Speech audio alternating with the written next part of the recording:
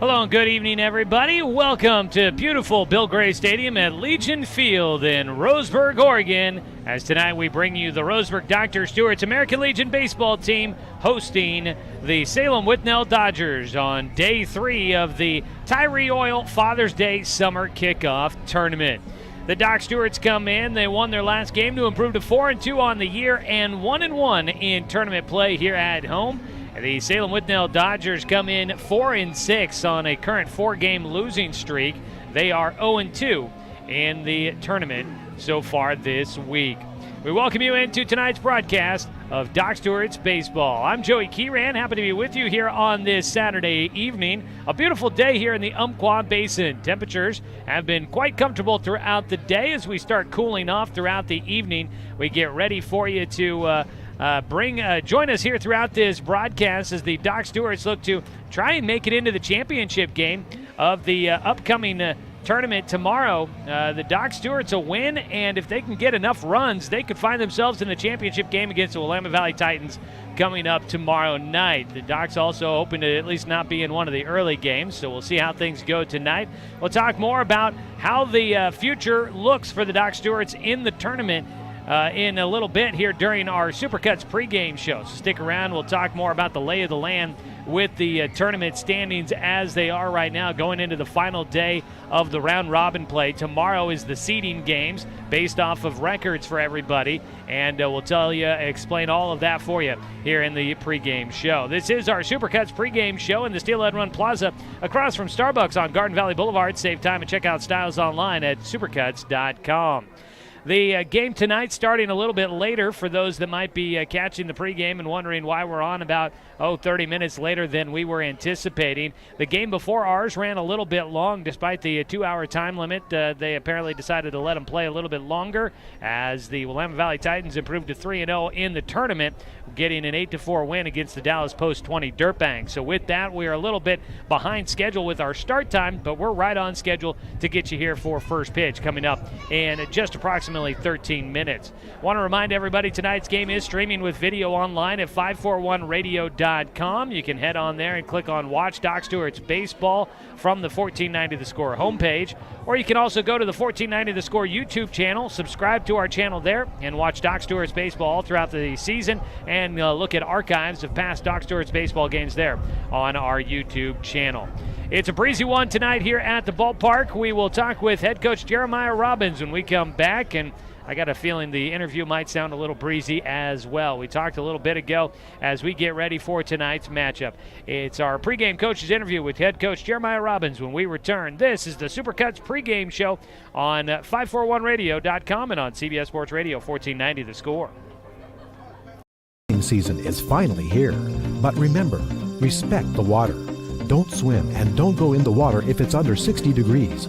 Swimming in water under 60 degrees is life-threatening.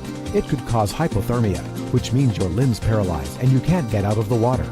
Each day, the water temperature of the Umpqua River will be posted on kpic.com and kval.com, and in the morning weather on KPIC. Respect the water. Know the temperature. Brought to you by the Respect the Water Safety Committee.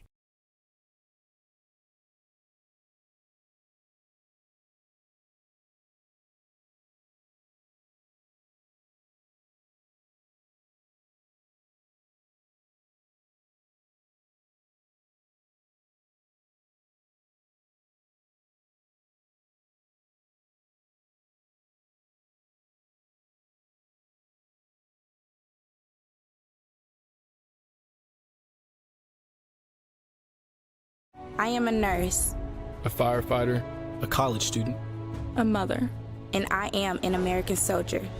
I will always be ready for every storm and disaster that threatens my community. I will always be there to protect my neighbors, my family, and my country. We are the Army National Guard. We are the Army National Guard. We are the Army National Guard. Visit nationalguard.com to learn more about part-time service. Looking for more local sports coverage? CBS Sports Radio 1490 The Score has you covered. Check out our homepage at 541radio.com for sports stories, scores, and podcasts. And follow us on social media. 1490 The Score is on Twitter, Facebook, and Instagram. and take the station with you wherever you go with the 541 Radio app. Download the app in your smartphone's app store and get access to a live stream of the station, sports stories, podcasts, and easy messaging with the station and others.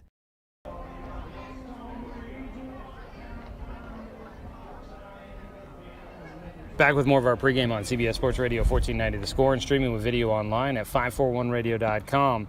It's day 3 of the Tyree Oil Father's Day Summer Kickoff Tournament here at Legion Field. The Roseburg Dr. Stewart is getting ready to wrap up the day as they take on the Salem Withnell Dodgers. We get a chance to catch up with head coach Jeremiah Robbins here in the pregame show. And coach, congratulations, big win last night. And much like the first time when the team lost that first game by double digits, the start of this tournament, lose by double digits, and you guys bounced back with a real nice performance out there on the field. To get them to kind of play like that a little bit more often, what do you got to kind of keep prodding and keep doing to try and get these guys playing more like last night than the night before? I think the big thing from our staff to them is a consistent message, and we've been saying it from day one, and they bought into it yesterday, and it was good. We'll continue that as the season progresses, and there are going to be some bumps in the road early, and we understand that, but just the lack of effort against the challengers, that's kind of what got on us a little bit. And they didn't have that yesterday, and obviously they jumped out to a 4 spot after 2 innings, and we found a way to claw back into it. And that's all we ask our guys. And I said that yesterday in the paper, and just compete, and everything will take care of itself. But they're starting to understand. We're starting to get into the season, and that's the kind of the neat thing. Guys are starting to understand each other, and we're becoming a team. I know we had talked about it earlier that, it's a team that's got a lot of guys that were on this team last year back, but also looking at the fact that this is a team that's got a lot of youth still on it. And you see maybe these guys still going through a lot of growing pains is the fact that they're still growing in the sport of baseball and learning what it's all about to be playing this sport. You nailed it 100%. Yeah, they are returners, but they're still young.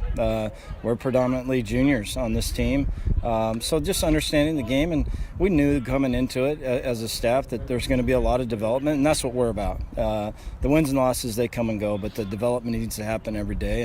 And like I said, that's what kind of got us on Thursday, that we just didn't like it as a staff. I know the players didn't like it because it wasn't competitive. They didn't trust the process, and they kind of went away from it. And but that was what's awesome about Friday. They did trust the process, and they got after it, and obviously it was a whole different result. So we're excited about where we're going. Tournament as a whole, how do you feel like things have been going? It seems like we've had a lot of very competitive ball games back and forth, and had some good competition, it seems like. It's been very good, and we talked about that as a staff, that there's a chance there'll be 5 teams out of this that'll be down in Klamath Falls at the end, or more. It's been very competitive. You look at all the scores except for ours. It's been very competitive. So it's exciting. It's good for everybody. It's good for the other teams in this playing each other. It's what we want first opening tournament of the year. Early games against quality competition, quality coaches. Every team here has got a real good coaching staff, so it's been exciting. I know the fans have gotten some good games. We got a very good one going on here before our game. So it's definitely some excitement early on.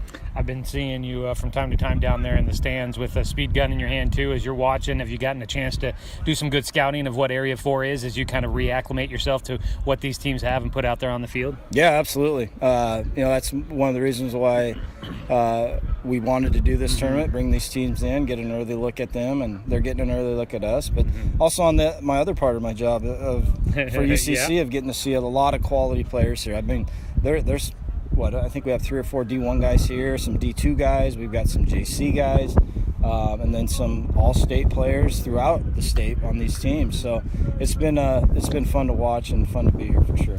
I know as I've been putting together notes on teams, keep coming across UCC commit, things like that, getting a chance to see the guys that you hope to work with when it comes to the school season next year. How fun is it for you to see those guys out there and getting a chance to watch them play here today? Oh, it's been great, and it's been kind of nice and relaxing. I get to sit with their families up in the stands and talk about kind of the field and what's going to be changing here, and then obviously to get to watch them play, because for me it's all about family, and that's just like our Doc Stewarts here. It's not just the players, it's their moms and dads, grandmas and grandpas, girlfriends. Everybody's involved with this process, so that's the fun part of being a coach. You get to meet new people and become a family.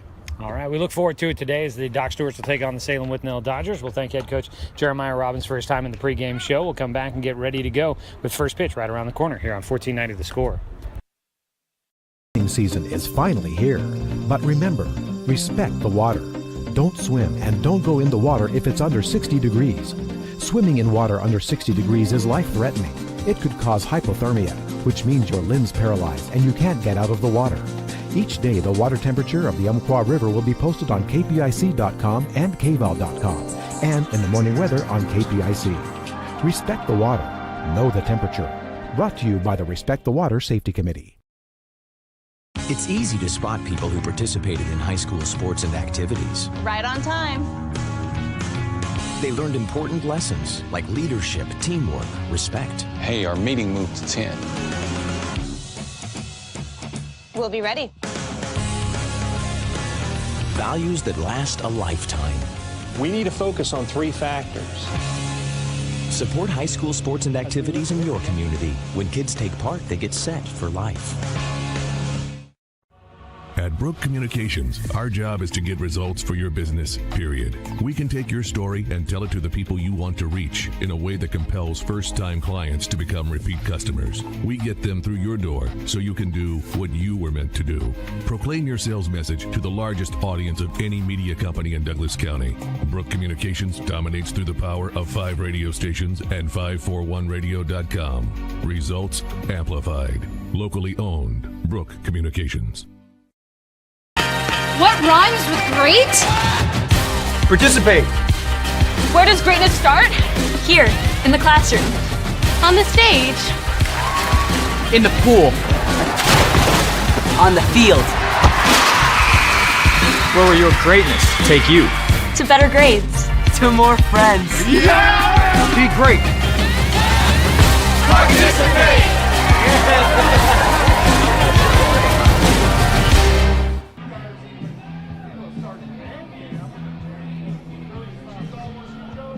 It's just about time for first pitch as we wrap up day 3 of the Tyree Oil Father's Day Summer Kickoff Tournament from Legion Field here in beautiful Roseburg, Oregon. We wrap up the Supercuts pregame show, and we'll get a chance to take a look at our Cooper's Pest Control starting lineups in just a second. But let's go ahead and pause 10 seconds for station identification. This is Doc Stewart's Baseball on 541radio.com and on CBS Sports Radio 1490 The Score.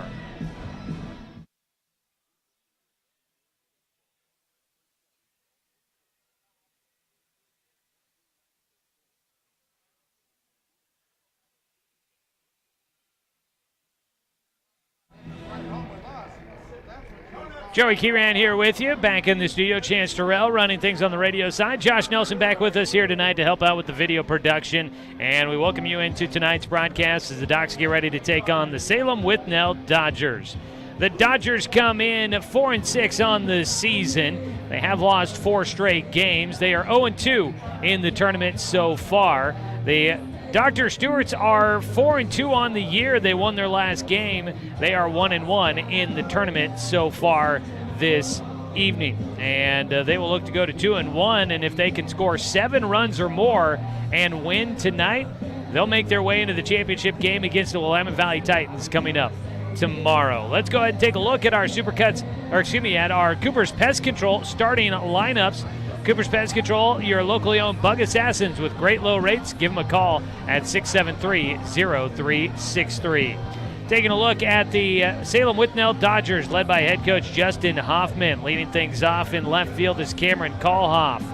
Cole Hirschbach will start at shortstop. He'll bat second, followed by Michael Soper, the starting pitcher tonight for the Dodgers. Max Long bats in the cleanup position. He's the right fielder, followed by Caden Doughton, the first baseman, hitting 5th. Will De Loretto is the third baseman. He'll hit in the 6th position. And Grayson Hannawell, the catcher, will bat 7th. Jake Davidson, the starting second baseman, hits 8. And rounding out the starting lineup for Coach Hoffman will be Sean Alvarado, the center fielder. Oh, let's switch over to the home side, led by head coach Jeremiah Robbins. He's got the Docs out to that 4-2 record. Leading things off is shortstop Caden Johnson.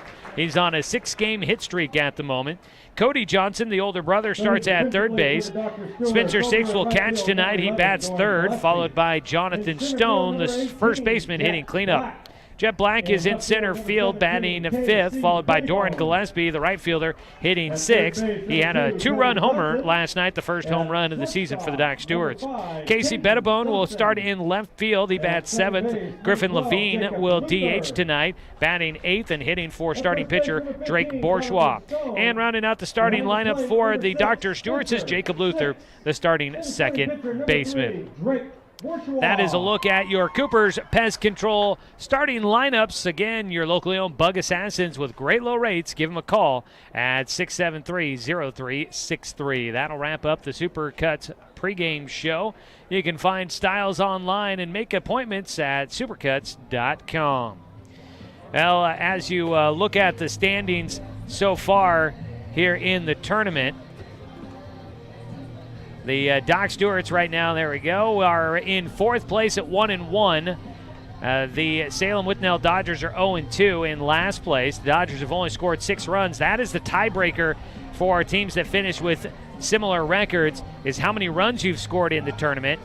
Willamette Valley's at the top. They're 3-0. They scored 26 runs. Eugene is 2-1. They scored 20. Corvallis is 2-1. They scored 14 runs. The Docs are 1-1 in the tournament right now, and they've scored 14. So if the Docs win, they'd go to 2-1, and if they could get 21 runs or more, they will pass Eugene for second place and get a chance at Willamette Valley in the championship game coming up tomorrow at 5:30. So that is what we are looking forward to here tonight. Just something to pay attention to, but obviously Docs mainly trying to get a win in tonight's matchup. First man up will be Cameron Kalhoff against Drake Bourgeois, who comes in. 1 save to his record so far, a 0-0 record though, as he misses high and inside for ball 1, and we are underway. Bourgeois has pitched in 4 2/3 innings so far. 6.00 ERA, 4 walks, 4 strikeouts. He has a 2-0 count now against Cameron Kalhoff. 2 balls, no strike as we lead off the first inning. The 2-0 pitch to Kalhoff is high from Bourgeois. And we have got a 3-0 count. Cameron Kalhoff from North Salem High School will take ball 4 to get a leadoff walk. Kalhoff, a graduate this year in the class of 2019, heads on down to first, and not the way that Drake Bourgeois was hoping to get things started here this evening against the Dodgers. Kalhoff takes the trip on down to first. Cole Hirschbach will bat next. First pitch, high and inside, and Bourgeois struggling to find the strike zone.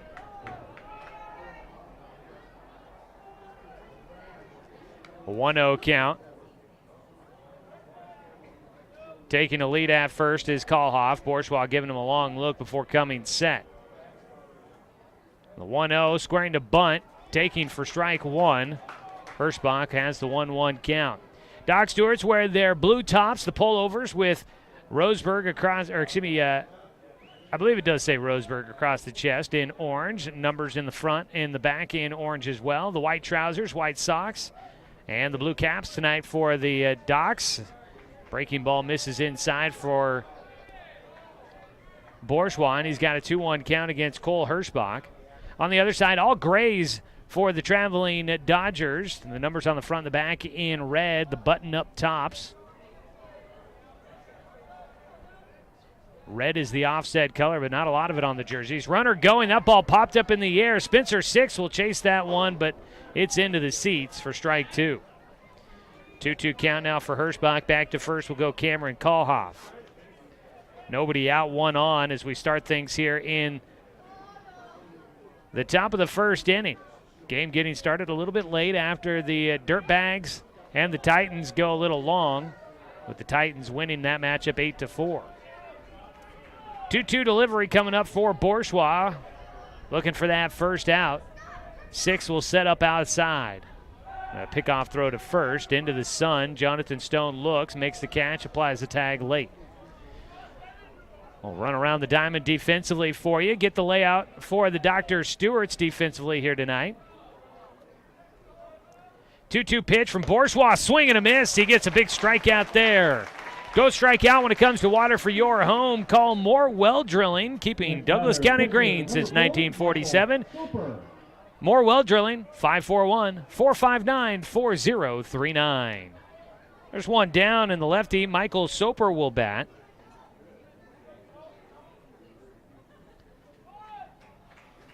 Soper digs in with a man at first, and stepping off, Bourgeois will reset. Michael Soper from Sprague High School, headed to Lynn Benton Community College next year, was a first-team all-conference player at the utility position for the Olympians. A 1-0 pitch takes on the outside corner from the righty to the lefty for strike one. Well, Bourgeois from Riddle High School. But much of this team out there right now, a lot of Roseburg High School players, and they faced Sprague in the playoffs this year as a pitch in is going to miss for ball one, and it couldn't get a transfer. Spencer Six unable to throw down to second as Cameron Kalhoff will steal second base. A 1-1 count at the plate for Michael Soper. The Roseburg Indians knocking out the Sprague Olympians in the second round of the 6A state playoffs right here at Legion Field. So some of these Sprague guys, they are familiar with this stadium. Right back up the middle for Soper, gets into center field. Jet Black will come up with it, and he's unable to handle it out of the glove, and scoring easily will be Cameron Kalhoff. An RBI single for Michael Soper.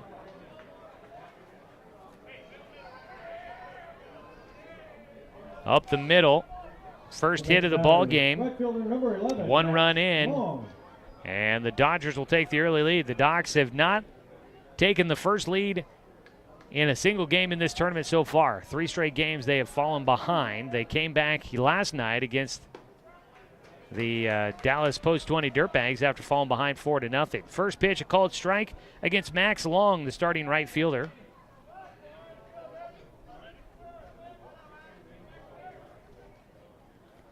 Well, 0-1 pitch here for Bourgeois. Runner going, swing and a miss, a throw down to second. They've got him in a rundown. Throw to first, Stone, the tag, got him easily. Dead to rights was Michael Soper. Not sure where the confusion came into play there. It's a 0-2 count at the plate now for Max Long, and the bases are empty with 2 down, 1 run in so far.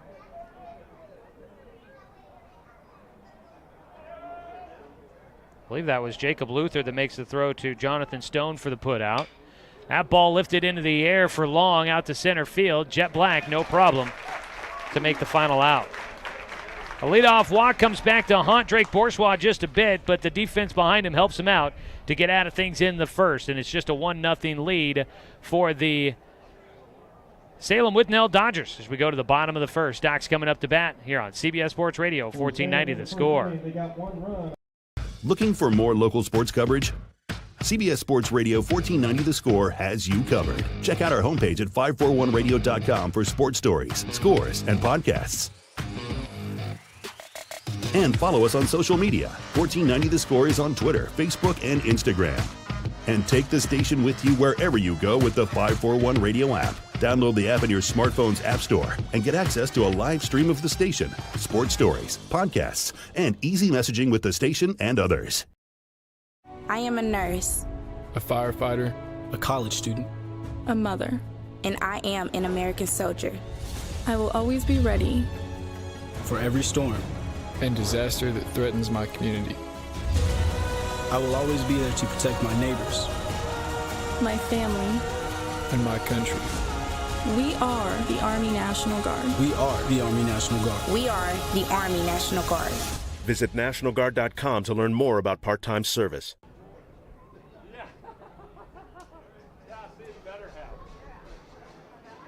Heading to the bottom of the first inning, the Roseburg Dr. Stewart's trailing 1-0 against the Salem Withnell Dodgers. Tonight's game brought to you by Chuck Swarman Family Auto Repair. Are you ready to go where life takes you? Michael Soper, a left-handed batter, but he is a right-handed pitcher. He's on the mound to face off against this Doc Stewart's lineup. We will have Caden Johnson, Cody Johnson, and Spencer Sixto up here in the bottom of the first. Soper on the mound. He throws into Grayson Hannawell. Out at first base is Caden Doughton. Jake Davidson at second. Will De Loretto at third, and Cole Hirschbach at short. In the outfield from left to right is Cameron Kohlhoff, Sean Alvarado, and Max Long. Salem trying to see if they can work their way out of the early game tomorrow morning. That's at 9 o'clock, the 7 versus 8 matchup. You've got 5 versus 6 at noon. The 3 versus 4 matchup at 3 o'clock tomorrow afternoon. And then at 5:30, it's the championship matchup between the first and second place teams in the standings after the 3 days of action here at the Tyree Oil Father's Day Summer Kickoff Tournament. And happy Father's Day to everybody this weekend, all the fathers that are out there listening. I don't imagine he is tuned in, but I would love to say happy Father's Day to my own father, but I'll have to give him a call probably tomorrow and do that over the phone, because I don't think he's tuned in to Doc Stewart's baseball tonight on a Saturday night up in Gresham.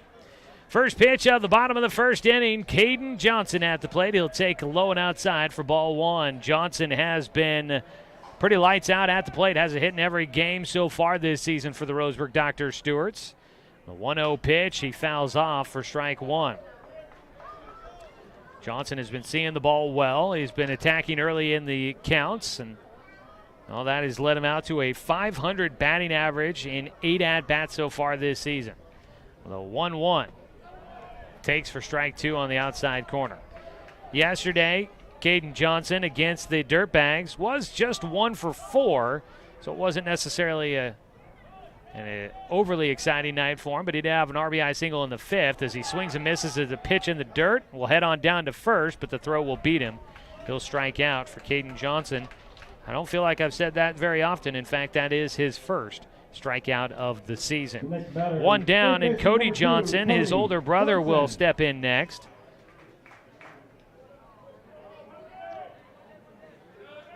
Cody Johnson joining the team. This, I believe, only his 3rd game of the season with the Docs. He'll take the first pitch from Soper for strike one. Oh, excuse me, Cody Johnson. I was reading Cody's numbers. I was meant to be looking at Caden's. Caden is batting .435, and that was his 2nd strikeout of the season. Cody Johnson has not struck out. He's batting .500. This is his 4th game for the Doc Stewarts this year. That's what happens when you got Cody and Caden on the same team. Gets me all the time. 1-1 pitch here for Cody. Swing and a miss for strike two. They played together last year during the spring, in the spring of 2018, together on the Roseburg High School baseball team. Cody graduated and went off to Treasure Valley Community College. With him not on the team, I still called Caden Cody a couple of times. It was a pitch low and inside for a 2-2 count. I see his parents regularly at the ballpark. I should tell them, shame on you for using similar sounding names for both of your boys. Ball fouled away. 2-2 count. No, his parents are nothing but overly kind every time I run into them, and I love their boys. Caden and Cody are great kids, a lot of fun to talk to. Cody's kind of the jokester. Caden seems to be a little bit more serious of the two. 2-2 pitch. Ground ball chopper, foul, third base side. I'm sure Caden's got a jokester streak to him as well, but there's not been many times that I've seen Cody Johnson without a smile on his face. Was happy to see him back with the team here this year. 3rd year with the team for Cody Johnson as he steps back in for a 2-2 pitch from Michael Soper. He'll take high and inside, and the count goes full with 1 out and nobody on base. Bottom of the first, Doc Stewart's trailing 1-0.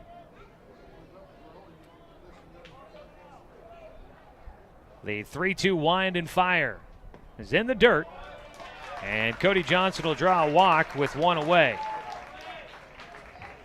Doc Stewart's trying to rally and tie this one up here in the bottom of the first after giving up the lead in the start of the first inning. Spencer Six will bat for the Roseburg Doc Stewarts. Spencer coming into the matchup, batting .176. It's been a slow start to his season. I was talking with Coach about that before the game as he swings and misses at the first pitch. They've been kind of working on his swing and working on his mindset, not just at the plate, but just overall. They say he's can be a little bit hard on himself when it comes to having issues. Ball gets away at first on a pickoff throw. I didn't think it was going to roll enough for Cody to get to second, but he gets up quickly, recognizes that ball is going to be a tough one to get to quickly for Salem, and he takes advantage, getting to second base on the errant throw from Michael Soper over to first base. And with an 0-1 count at the plate, Spencer Six, with a man in scoring position now, has an opportunity to try and get the Docs on the board and tie this one up. The 0-1 pitch here for Spencer. Gets underneath it out towards right field. Not very deep. Charging in is Long. He makes the catch and rifles one back into the infield. He reared up and fired that ball back in. Goes right to the shortstop, who had to make a couple of steps to his left to get the adjustment in front of the baseball. The way he was looking to fire back in, I was curious if he might throw that ball away. Long does not, and there's 2 down.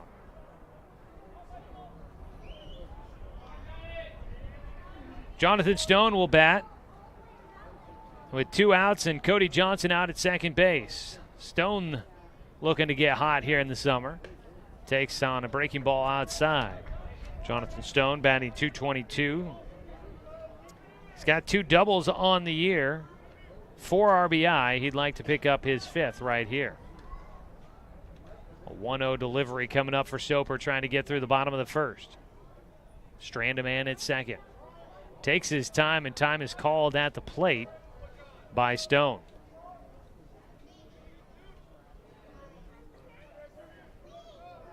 Stone will dig back in with the 1-0 pitch. Takes low and outside for a 2-0 count.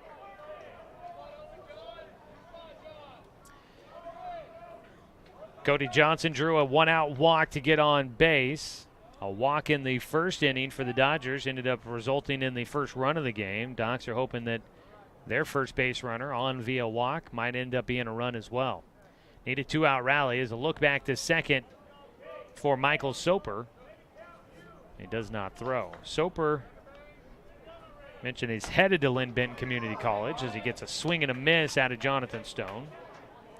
2 balls and a strike. So he may next season face Cody Johnson, who's out at second, at Treasure Valley Community College. They adjust just a bit, shading more towards the right side in the outfield as Jonathan Stone, a 2-1 pitch. High, and the count goes to 3-1. The outfield was shifting at the last second there, kind of sprinting to get into a different position, and they'll adjust again now for Stone to pull the ball more towards left. The 3-1, and he can't get what he wants there as he swings through for strike 2, and the count goes full. Nobody on at first, so Cody Johnson will be waiting for contact to take off from second, unless he has ideas of trying to steal third. The 3-2 pitch, Stone, a swing and a miss. Foul tip, in fact, into the glove for strike 3. Doc Stewart's no runs, no hits, no errors. 1 man left on base. It's still a 1-0 game as we go to the top of the second inning. This is Doc Stewart's Baseball, streaming on 541radio.com and on CBS Sports Radio 1490 The Score.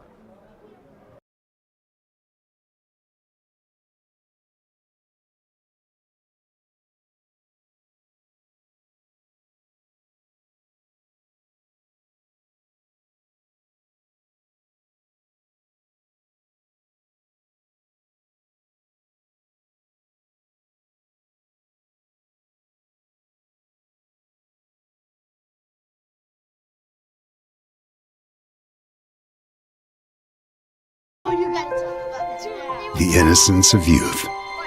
Is there anything any better? But soon they'll be in high school and facing all the same challenges you faced. How to make friends, how to fit in, how to be cool. We want our children to have everything they'll need to live fulfilling and productive lives. Make sure the kids in your family are among the more than 120,000 participants here in Oregon who take part in high school sports or activities.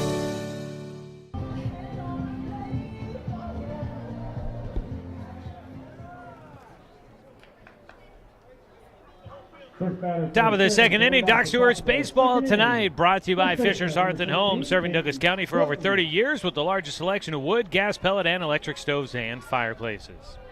Drake Bourgeois, second inning of work. That ball fouled off of the front foot of Caden Doughton, who leads things off. Swung, and that ball dribbled off his front foot down the third base line. The umpire astutely recognizing that ball hitting off the front leg. Wind up, and the pitch outside for ball one by Bourgeois. Caden Doughton from South Salem High School, a second-team first baseman for the Saxons this season. Graduate here in 2019. Doesn't chase the breaking ball outside. Puts him ahead in the at-bat. 2 balls, 1 strike. Wind blowing in from center field, according to the Stars and Stripes out there on the flagpole. Swing and a miss out of Doughton, a 2-2 count. It's been breezy this weekend here at the ballpark, but been very comfortable, especially after Thursday when things were really hot. Looking at 81 degrees right now.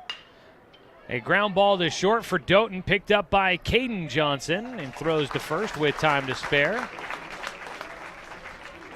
For the first out here in the top of the second inning. That brings up Will De Loretto, the third baseman, 6-hitter in the lineup. De Loretto starting at third. He is from Sprague High School, a familiar name for any Roseburg Indian fans that caught the playoff game this spring. I say that because I remember it from that reason. I thought, boy, where do I recognize that name? And instantly went to that playoff game. The 1-0 pitch to De Loretto goes to the backstop for a 2-0 count. Lights starting to come on here as the shadows are starting to creep out onto the field. Still fairly warm. Breeze does cool it down a bit, and the shadows are going to start doing the same. As the pitch in is fouled up in out of play back behind home. Scoreboard reading 1-1. I believe it's a 2-1 count. Yet that is correct. The umpire, as if he was reading my mind, threw up the fingers right at the same time. A 2-ball, 1-strike count. Strike, no, outside. A 3-1 count now for Bourgeois as he faces Will De Loretto.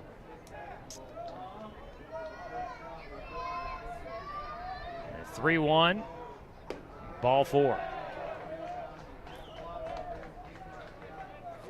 De Loretto draws the second walk of the game, issued by Drake Bourgeois. And up next will be Grayson Hannawell, the catcher.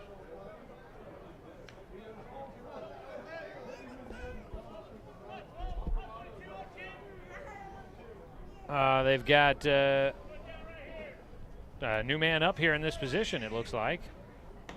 It will not be the catcher, Grayson Hannawell. It's going to be,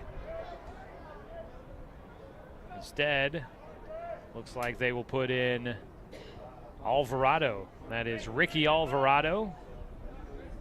We'll have to check things defensively, see if he stays in at the catcher position. That would have been an early change in this ball game, as Alvarado will foul off a 1-0 count.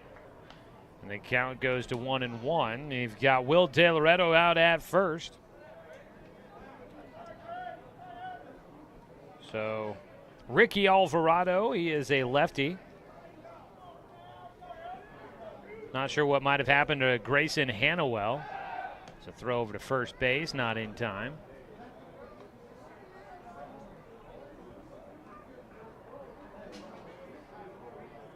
Lights again starting to come on. Sunshine still in deep center field and a portion of right field and a sliver out near between first and second. As a throw to first gets away from Stone. The pitch was low to first from Bourgeois. Stone will get it as it rests up against the fence. So a throwing error by the pitcher for the Doc Stewarts will be their first error. They've got one on each side so far, and De Loretto gets to second base. Already his team is leading 1-0.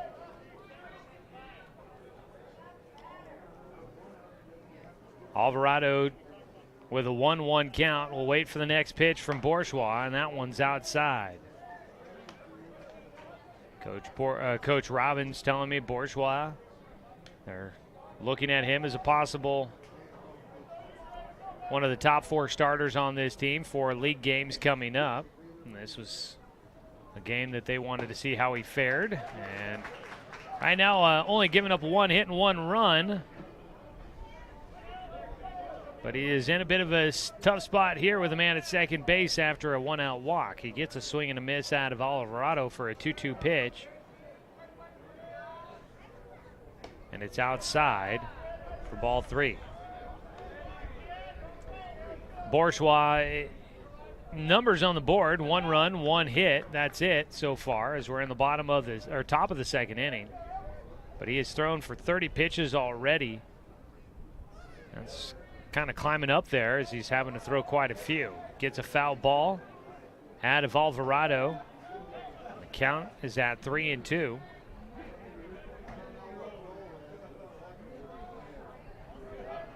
Obviously, you want to get outs, but getting them efficiently is also a very big piece of what a starter is hoping to do on the mound when they're out there. A 3-2 count for Bourgeois. Checks second. Breaking ball is high and outside for ball 4, and he'll issue another walk. He's gone through a couple of battles with hitters so far, but he has struggled to finish them off. And now visit out to the mound for Spencer Six to talk quickly with Drake Bourgeois. Jake Davidson will bat next, the second baseman. Davidson hitting in the 8th spot. He is a returning college player from Lane Community College. They do bring a courtesy runner in at first. Looks like he redshirted last year at Lane. He didn't have any stats, according to the Northwest Athletic Conference website. The first pitch is going to beat him, and that'll load the bases. The courtesy runner for Alvarado is Rogers running out there. That's Andrew Rogers. So bases are loaded after the beanball. 2 walks and a beanball. With 1 out, the bases are juiced. And a visit out to the mound for Coach Bo Kearns to have a conversation with Drake Bourgeois here in the top of the second inning. It's a 1-0 game in favor of Salem, who is trying to avoid losing their 5th straight game and going 0 for 3 in this tournament. Oh, Doc Stewart's Baseball Today brought to you by Flyaway Travel. Book your travel plans with their travel experts, now located at 1445 West Harvard Avenue in Roseburg. Well, let's go ahead and, while we've got a moment here, let's take a look at our Garrettson Building Supply scoreboard update. Building relationships, building projects, building materials. Garrettson Building Supply supporting our Douglas County community for over 90 years.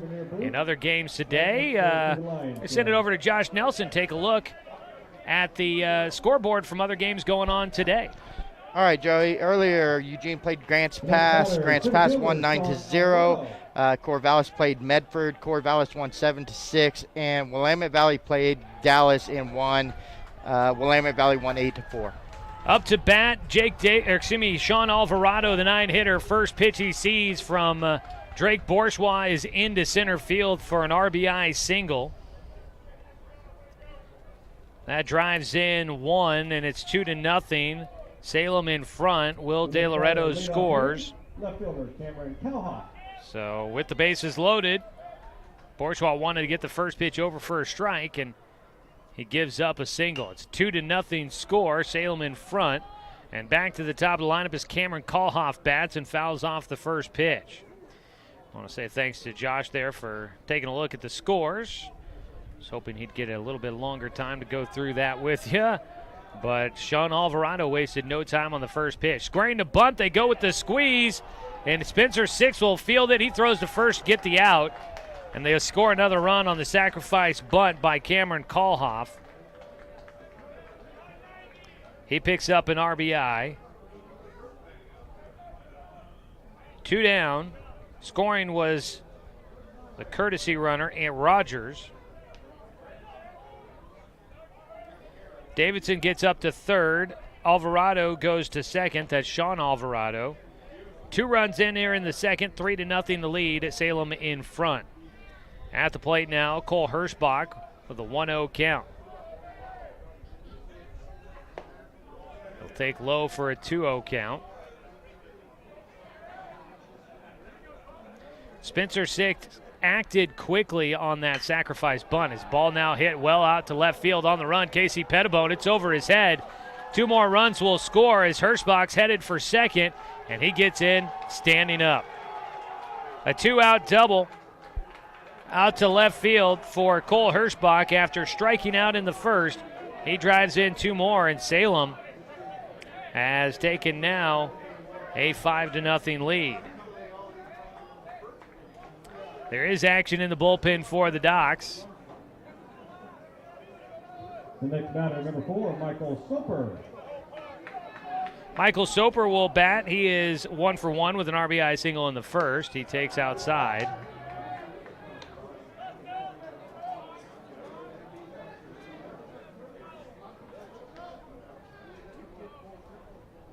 One ball, no strikes for Soper. Out at second is Hirschbach. Soper gets underneath this one high in the air to left field. Pettibone towards the line, makes the catch to retire the side. Salem sends 8 to the plate, and they will score 3 times, make that, they score 4 times here in the second inning. 4 runs on 2 hits. There was 1 Doc Stewart error and 1 man left on base. It is 5-0. The Salem Withnell Dodgers in front of the Doc Stewarts as we go to the bottom of the second on 541radio.com and on CBS Sports Radio 1490 The Score. Season is finally here, but remember, respect the water. Don't swim and don't go in the water if it's under 60 degrees. Swimming in water under 60 degrees is life-threatening. It could cause hypothermia, which means your limbs paralyzed and you can't get out of the water. Each day, the water temperature of the Umpqua River will be posted on kpic.com and kval.com, and in the morning weather on KPIC. Respect the water. Know the temperature. Brought to you by the Respect the Water Safety Committee.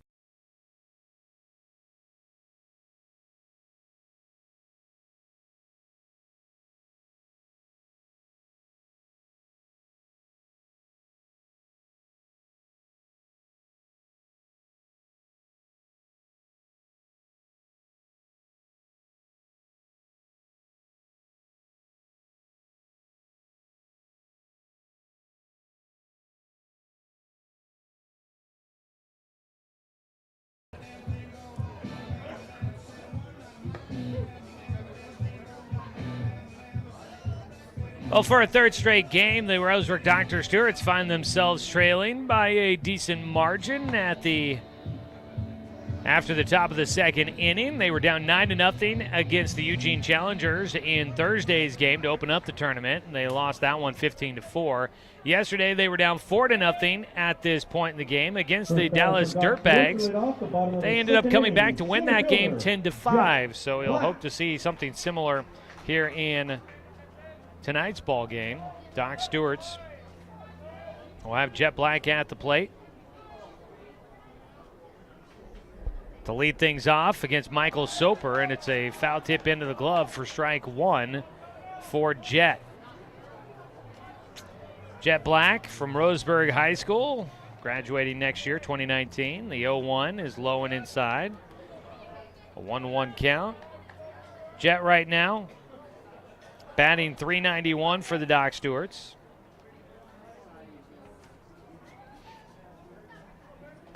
A 1-1 pitch. Soper taking some time, will now step on the rubber, but he gets quickly into his windup.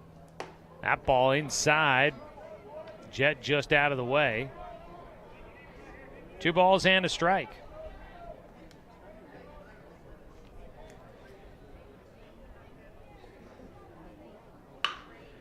Jet gets underneath one. That ball well hit out towards left field.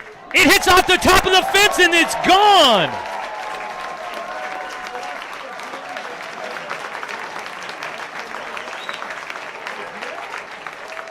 I don't think I've ever witnessed that before. That ball I saw bounce off the top of the fence and leave the yard in left field.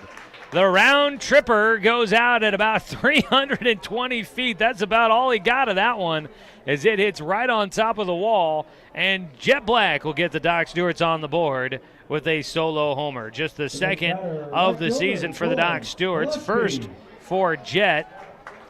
And Doran Gillespie, who has the only other homer this season for the Doc Stewarts, will bat next. He hit a 2-run homer last night here at Legion. He swings and misses for strike one.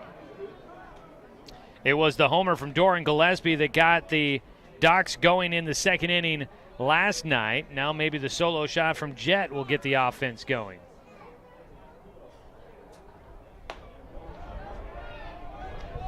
Another strike in, an 0-2 count against Gillespie.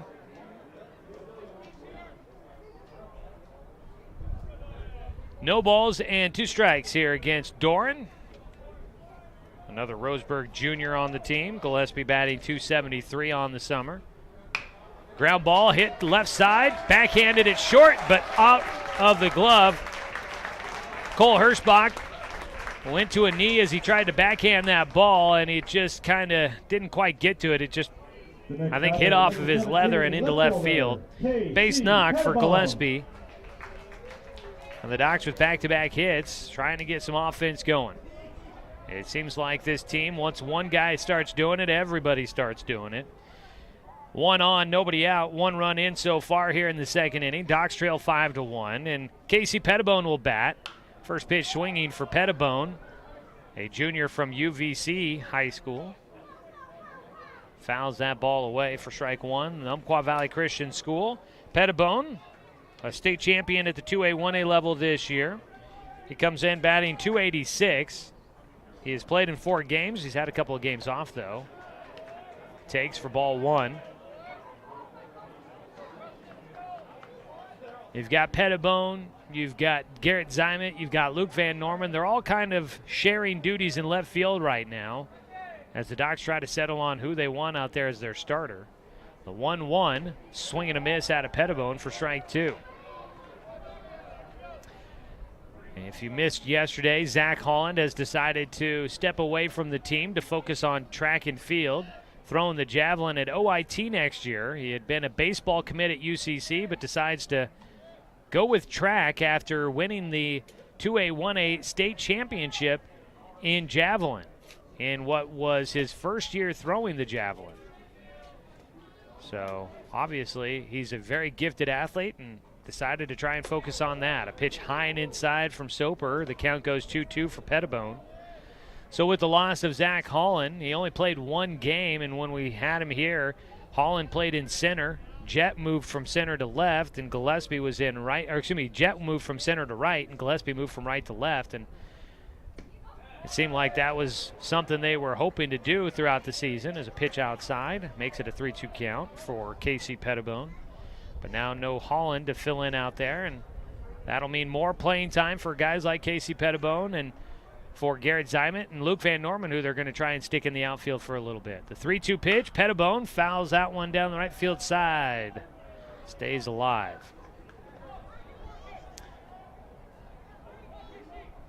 Pettibone has started the summer on a pretty nice streak at the plate. But out in left field, he's had a couple of defensive issues. The 3-2 takes inside for ball 4.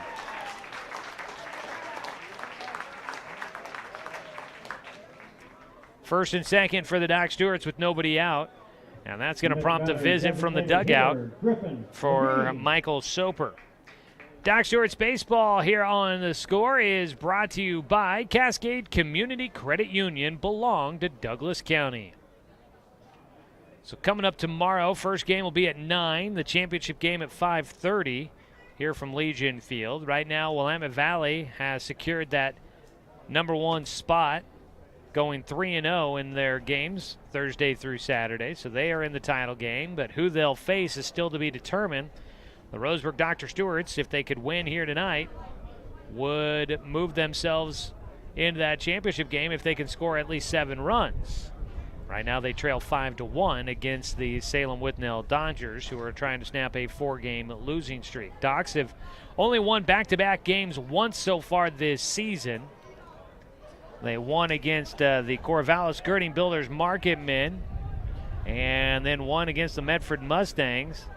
Other than that, it's been kind of back and forth. Won the first game, lost the second, won the third and fourth, lost the fifth, and won the sixth. So 4-2 the record right now for your Doc Stewarts. Trying to win back-to-back games for a second time this year. After the meeting, Soper will face Griffin Levine, tonight's DH. Levine, swing and a miss for Griffin.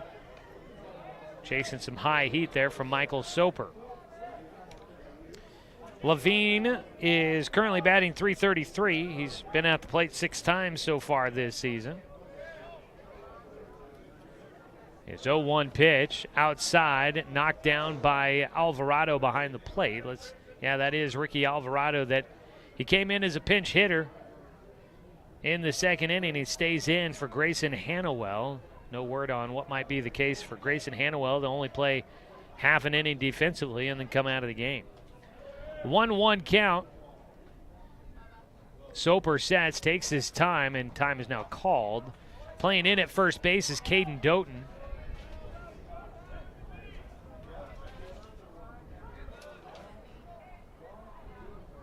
The 1-1 delivery. That ball in the air for Levine. That ball well struck out towards center, and it's going to get caught. Back to second base will go Doran Gillespie. Boy, that ball looked like it was well struck, and I thought it might carry, but it probably hung up in the air for Levine. And he didn't quite get it to the alley.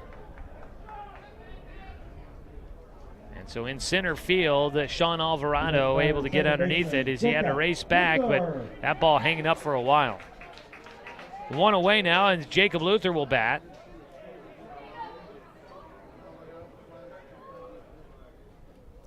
Luther's first at-bat, the 9-hitter, wrapping up the first time through the lineup for the Docs. He is leading the team with 9 RBI so far this year. Doran Gillespie has 7, the second highest number. First pitch to Luther. He got jammed and fouls it into the backstop.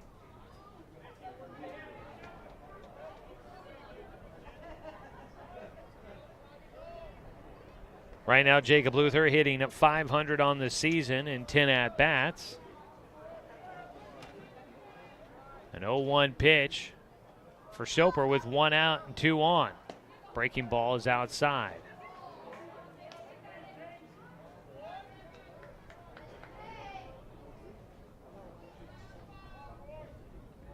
The 1-1. Soper taking his time. Gillespie at second. Time called as Pettibone on first goes back to the bag.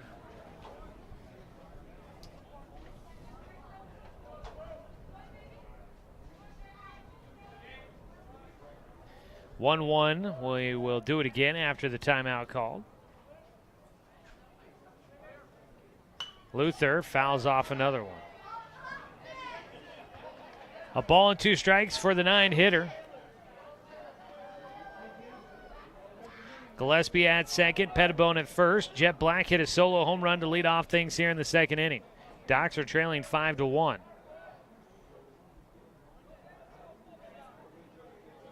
Soper's 1-2 pitch.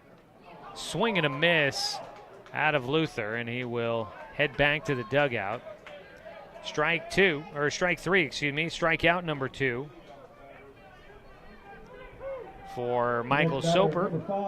Caden Johnson will step in again. His second at-bat of this night. He's 0 for 1 with a strikeout. Johnson trying to get his first hit of the night and extend his hit streak to 7. More importantly, keep this inning going. He squares to bunt and fouls it off. Docs with a pair of runners on base, trailing by 4. Would love to try and put up a crooked number here in the second. At least cut the deficit down a little bit. 0-1 count against Johnson. Fouls that one away. A couple of foul balls for him, and he's down to an 0-2 count. So the Doc Stewarts, as they try to battle back here against Salem, trailing 5-0 at one point. Down to their final strike here in the second inning. An 0-2 count against Caden Johnson. The pitch. Hits it back up the middle. The shortstop, Hirschbach, races to the bag, and he'll step on it just in front of Casey Pettibone to finish things off in the second. So the Doc Stewarts unable to get more than just the one run on a solo home run by Jet Black. They trail 5-1 as we go to the top of the third inning in this 7-inning contest. This is Doc Stewart's Baseball, streaming at 541radio.com and on CBS Sports Radio, 1490 The Score. Season is finally here, but remember, respect the water.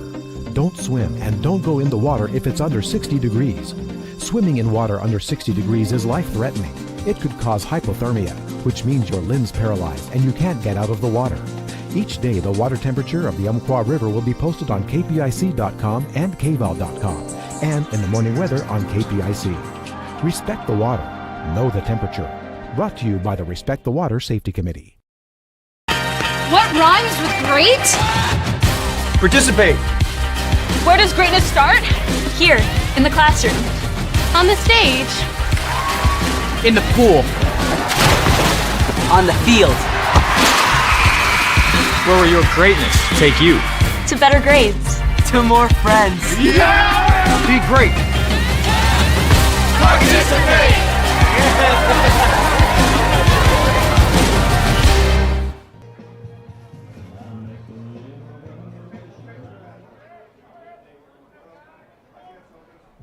First batter for Salem to lead off, the top of the third inning. Number 11. Top of the third inning, Docs trailing by 4. Salem coming up the bat. First pitch fouled away by Max Long, the cleanup hitter. Drake Bourgeois still on the mound for the Doc Stewarts. Gave up 4 runs there in the second inning trying to settle in. The 0-1 pitch to Long is in for strike 2. So far here in the third inning, looks like Bourgeois may be correcting a few things. That's what we would like to see. Long is 0 for 1 in the game. A fly ball out to center field to wrap up the first inning. His 0-2 pitch. Chops it towards short. Coming in, playing it on the hop. Johnson throws to first. Caden will get him.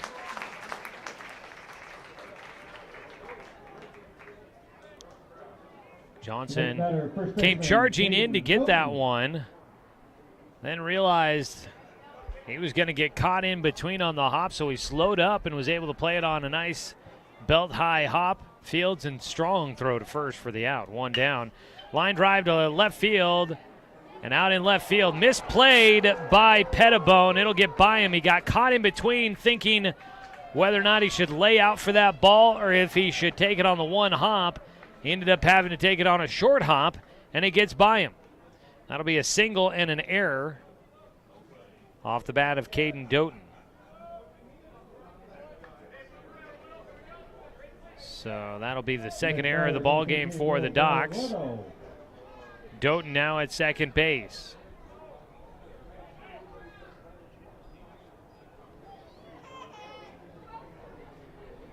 That brings up Will De Loretto.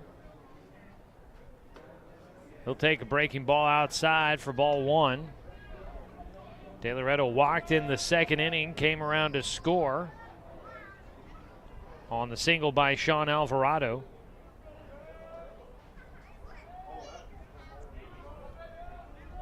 One nothing pitch for him. Takes a fastball that hits the outside edge, evens things up. Light starting to take full effect. The sun makes its way down below the horizon. Still some blue sky overhead, though. 1-1, ball fouled away.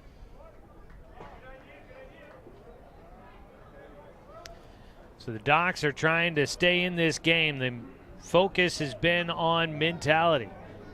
That competitive edge for the Docs. Can they stay in the game despite falling behind?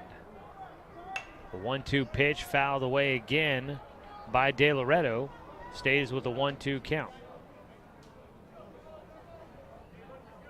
That has been the speech. Obviously, the Docs would love to not be trailing so often, but They've shown they can come back against teams when they've been down. A 1-2 from Bourgeois is outside.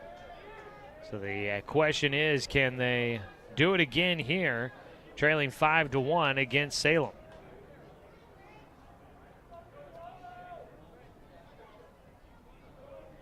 Two count. That ball fouled off.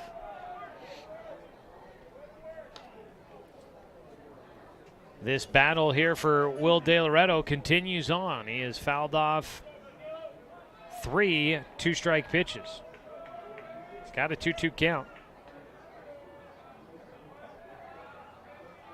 Bourgeois checking second, will deliver. Ball up the middle, gets into center field. Jet Black's going to field. He'll throw to the plate. They throw in time. Trying to slide around the tag. Caden Doughton will not get there. Jet Black, we've seen him do it before, and he does it again. He cuts down a runner at the plate for the second out. Went all the way in the air to Spencer Six, who's out in front of the plate, and then dove back to get Doughton, trying to slide around the tag for out number 2. Will De Loretto will get a single and advances to second on the throw. 2 down, a run doesn't come in to score. Hitting, Ricky Alvarado will foul it down the third base line for the lefty. What a nice throw there by Jet Black in center field. And credit Spencer Six for making the catch and realizing he had the time to reach for the tag. Breaking ball outside, a 1-1 count now for Ricky Alvarado. Sean Alvarado is in the hole.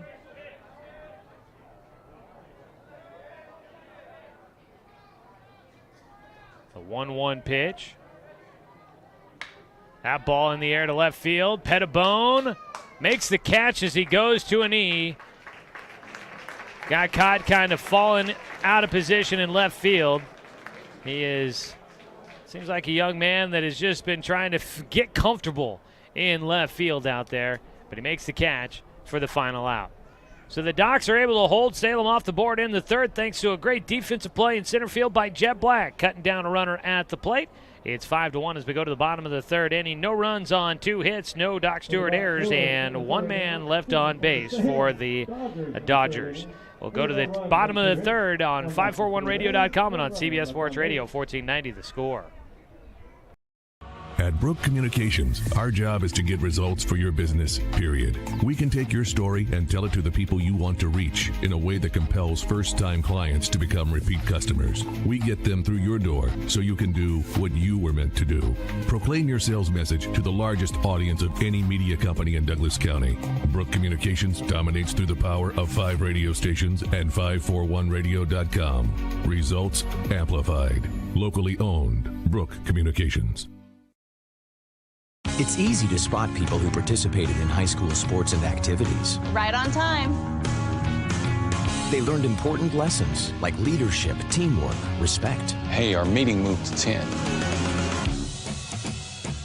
We'll be ready. Values that last a lifetime.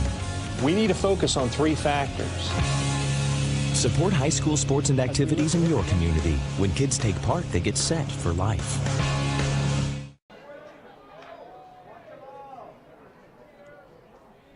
Cody Johnson leads things off for the Roseburg Dr. Stewarts here in the bottom of the third. Docs trail 5-1. An 0-1 pitch from Michael Soper. Breaking ball that misses high and inside.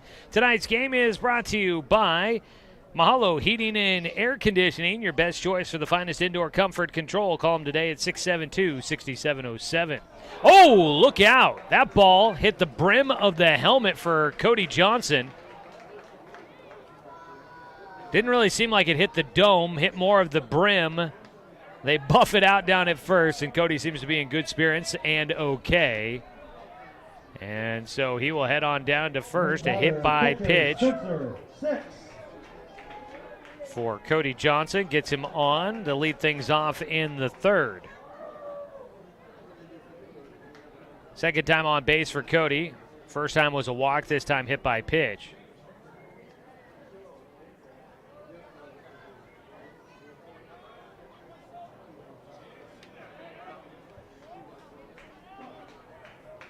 Spencer Six comes up to bat. He flew out to right field his first time up. He'll take a breaking ball for ball one.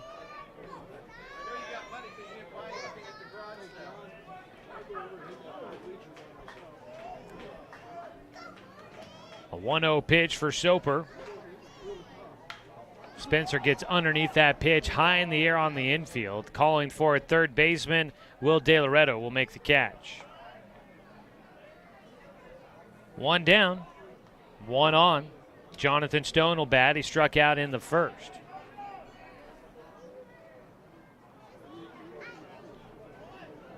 Next batter, first baseman Jonathan Stone. Stone trying to keep things moving here for the Docs. They need to start getting the offense going.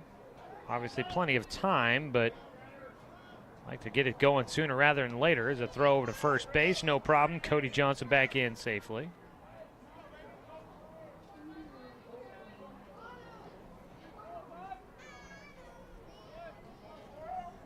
First pitch of the at-bat for Stone. He'll take for strike one on the outside corner.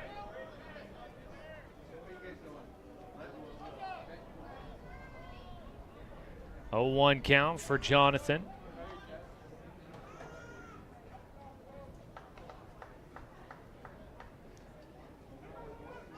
Soper waiting for the signal here from Ricky Alvarado behind the plate. Throws over to first instead.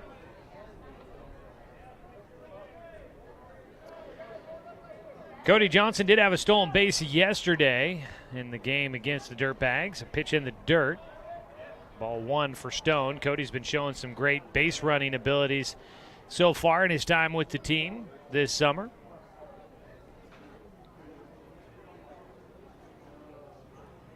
Some good instinct when the ball's been in the dirt.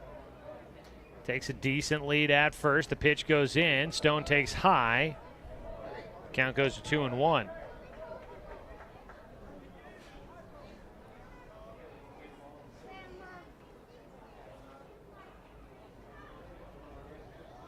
Two-one count. The pitch from Michael Soper. Stone will take low for a 3-1 count.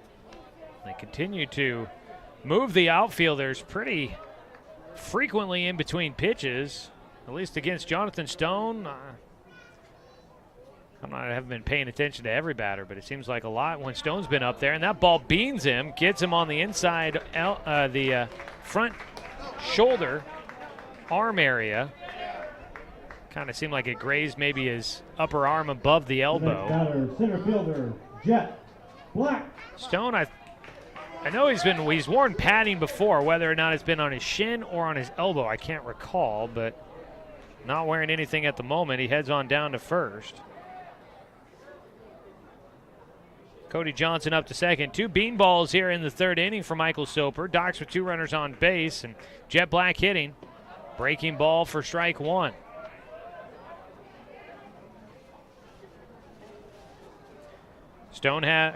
Black has the solo homer in the second for the only run of the game for the Doc Stewarts. The 0-1 check swing on a breaking ball for strike two.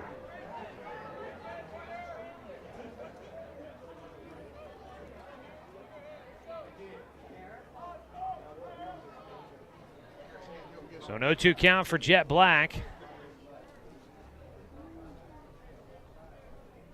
Michael Soper will look back to second before he delivers the next pitch.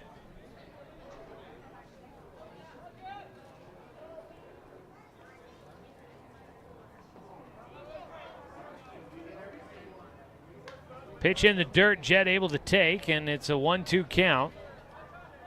We're here in the bottom of the third inning. Final game of round robin play here in the Tyree Oil Father's Day Summer Kickoff Tournament. A lot riding on the line. Doc's possibility of getting into the championship game. The 1-2. That ball pulled down the third base side foul. If the Docs can come back to win, they would need 7 runs in this game to move on to the championship game against Willamette Valley. If the Docs, even if they win but don't get 7 runs, then they would go to the third place game tomorrow. That would likely be against Corvallis, it would seem. A 1-2 pitch for Jet and time called as Soper will deliver still. Willamette Valley in first. They went 3-0 in round robin play. Eugene was at 2-1.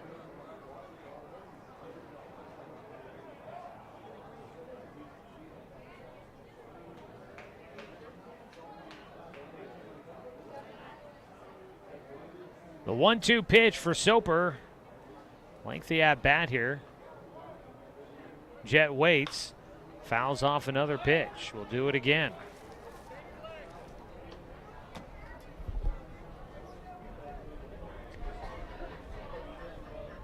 One away. Runners at first and second.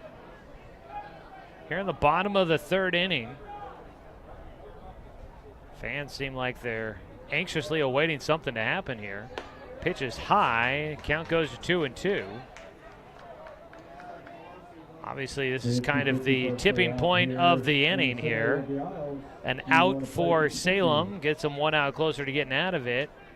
A base hit here really puts some pressure on with possibly a run coming in to score or the base is loaded. 2-2 pitch for Jet Black. Soper, it's outside behind the plate. Alvarado able to slide to his right and stays in front of it. A ball getting by there would put 2 runners in scoring position for the Docs. As it stands, a 3-2 count with 1 away. Jet trying to find a way on base for a second time tonight. A 3-2. Takes for strike 3. And that is a momentum killer there. Watches it all the way. That's the 4th strikeout of the game for Michael Soper. 2 down, and Tourn Gillespie will bat. He had a single in the second. Ground ball that got through on the left side at shortstop. He'll bat here with 2 outs. Docs had a couple of 2-out rallies last night against the Dirtbags. And now would be a big moment to get one going if they could. First pitch. Gillespie on a breaking ball. He got caught in looking mode. Was frozen. You could see his hips kind of shaking back and forth, wanting to try and start it. It's like his body was telling him swing, his head was telling him don't. And he got stuck. An 0-1 delivery, and Soper instead turns to second but does not throw that direction. The breaking ball fooling Tourn Gillespie. Stands back in there. Doran hitting his home run last night over the left field fence, kind of like Jet did, as he takes a fastball low for a 1-1 count. That home run by Jet Black, just to go back to that for a moment, boy, that was... I have not seen a ball hit off the top of the wall here at Legion, but that is exactly what that thing did. That's pretty cool. A 1-1 delivery for Gillespie. Soper set. Stone at first, Johnson at second. Breaking ball. Gillespie gets underneath it to center field. Going back is Alvarado. He'll square it up. Makes the catch for the final out. So the Docs will leave 2 more runners stranded. That makes it 5 in the game so far as they trail 5-1 going to the top of the 4th inning in tonight's action. Here from Legion Field at the Tyree Oil Father's Day Summer Kickoff Tournament. Docs down by 4 on 541radio.com and on CBS Sports Radio 1490 The Score. Looking for more local sports coverage? CBS Sports Radio 1490 The Score has you covered. Check out our homepage at 541radio.com for sports stories, scores, and podcasts. And follow us on social media. 1490 The Score is on Twitter, Facebook, and Instagram. And take the station with you wherever you go with the 541 Radio app. Download the app in your smartphone's app store and get access to a live stream of the station, sports stories, podcasts, and easy messaging with the station and others. I am a nurse. A firefighter. A college student. A mother. And I am an American soldier. I will always be ready. For every storm and disaster that threatens my community. I will always be there to protect my neighbors, my family, and my country. We are the Army National Guard. We are the Army National Guard. We are the Army National Guard. Visit nationalguard.com to learn more about part-time service. Leading things off in the top of the fourth inning, it's second baseman Jake Davidson. An 0-1 count after a foul ball. Drake Bourgeois still on the mound for the Doc Stewarts. He's settled in after that tough second inning. Ground ball towards third. In front of it, Johnson. Throw over to the big man at first, Jonathan Stone. Catches for out number one. One away.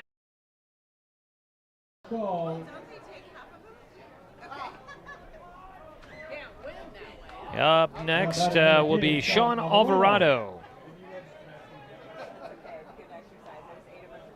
Alvarado 1 for 1 in the game. First pitch, breaking ball for strike one.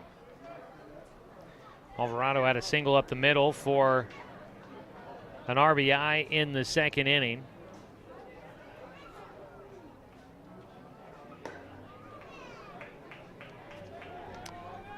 Oh, 2 count now for Alvarado, the 9-hitter in the lineup card. And time called before the next pitch. Doc Stewart's baseball here this evening is brought to you by Cruz Farms Market, now open for the season. Don't forget the pie. High and away. A 1-2 count. Sean Alvarado, a starter in center field. He's getting some action out there. He's been looking good, getting the balls that have been well struck over him. He's been able to run underneath them. He'll take inside as that ball gets away from 6, a 2-2 count. Alvarado from South Salem High School. They made it to the semifinals of the 6A state playoffs this last spring, and he is headed to Chemeketa Community College there in the Salem area. 2-2 pitch, high for ball 3. And Bourgeois started out with an 0-2 count, and he has let Alvarado back into it. Saw Noah Burke throwing earlier in the game for the Docs. 3-2 pitch, ball 4, and it's another walk for Bourgeois. So Drake Bourgeois, with that walk, he is now up to 4 walks in the game to 1 strikeout. He has allowed guys on base, and that has been a bit of a killer. He's also got 1 hit batter. In that second inning, there were only 2 hits, but he walked 2 and hit 1 in there as well, and that's what helped make it a 4-run inning for Salem. There's a pitch high and inside from Bourgeois, 1-0 count. It was part of the issue he had last year was some of his consistency, his accuracy, as after his sophomore season at Riddle High School. But he obviously shows some electric stuff as he throws over to first. Alvarado back in safely. They are working on his consistency there on the mound. A 1-0 pitch to Cameron Kalhoff, the leadoff man. He fouls it off. Kalhoff 0 for 0 in the game. A walk and a sacrifice bunt with an RBI in the second inning. Bases, I think actually the bases had runners at second and third, and he laid down the sacrifice bunt. They made the squeeze there, and Spencer Six just made the decision he was going to get the out at first rather than anything else. Squaring to bunt now, Kalhoff puts it third base side. Johnson fields. His throw to first is wide of the bag. Nobody at third base. The throw there. Taking the throw was Spencer Six, but not in time. So a bunt laid down by Kalhoff gets him on base. And Sean Alvarado, playing very smartly on the bases, takes 2 bags. And that'll be a bunt single. And Alvarado taking the 2 bags to get to third. Runners on the corners with 1 down and a visit out to the mound for pitching coach Bo Kearns. Actually, apparently Jeremiah Robbins the one out there to talk to him.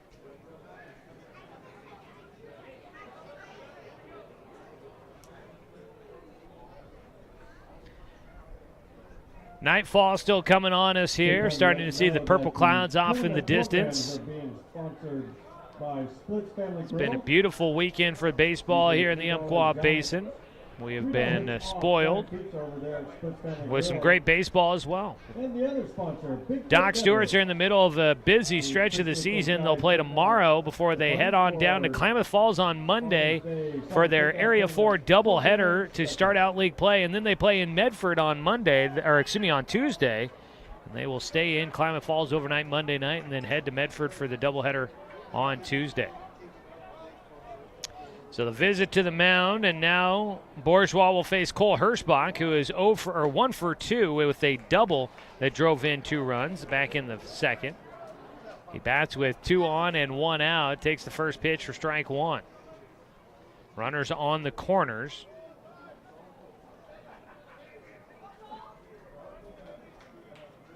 Bourgeois looks to first, comes set. They play in at the corner for Cody Johnson. That ground ball goes to second. Throw to second for 1. Throw to first for 2. Ducks get out of it. Luther to Johnson to Stone. Hirschbach grounds into the inning-ending double play, 4-6-3. And the Ducks are able to hold Salem off the board with a little bit of defense. In the top of the 4th inning, no runs on 1 hit. There were no Doc Stewart errors. 1 man left on base. We will head to the bottom of the 4th inning. Doc Stewart's trailing 5-1, trying to get something going against the Dodgers when we return on 541radio.com and on CBS Sports Radio, 1490 The Score.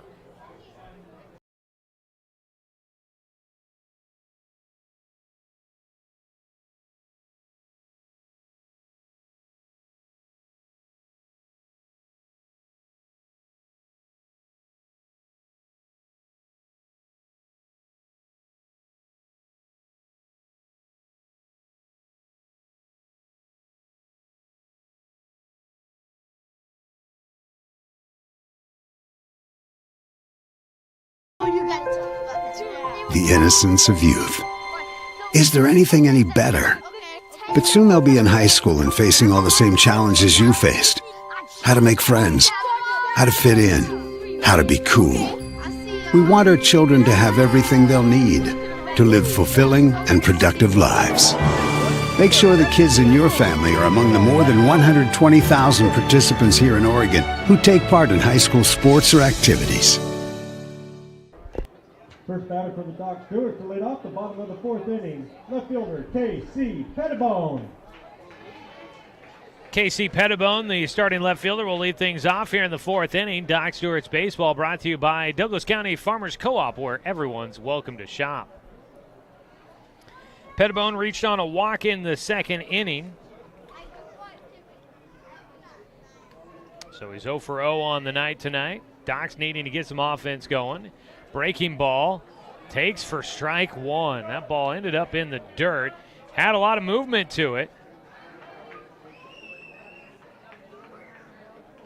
but ended up down in the dirt. Had Casey Pettibone ducking out of the way, expecting that ball was going to bean him. So that thing was all over the place. Pettibone thought he was going to wear one. That ball ended up in the dirt, and the umpire saw strike 1. So that ball was traveling. Visit out to the mound for the catcher, Ricky Alvarado. Wants to get on the same page with Michael Soper, the starting pitcher, into his 4th inning of work for the Dodgers. No action in the bullpen for either side. We did see Noah Burke starting to throw for the Docs earlier on in the game. An 0-1 pitch out of Soper.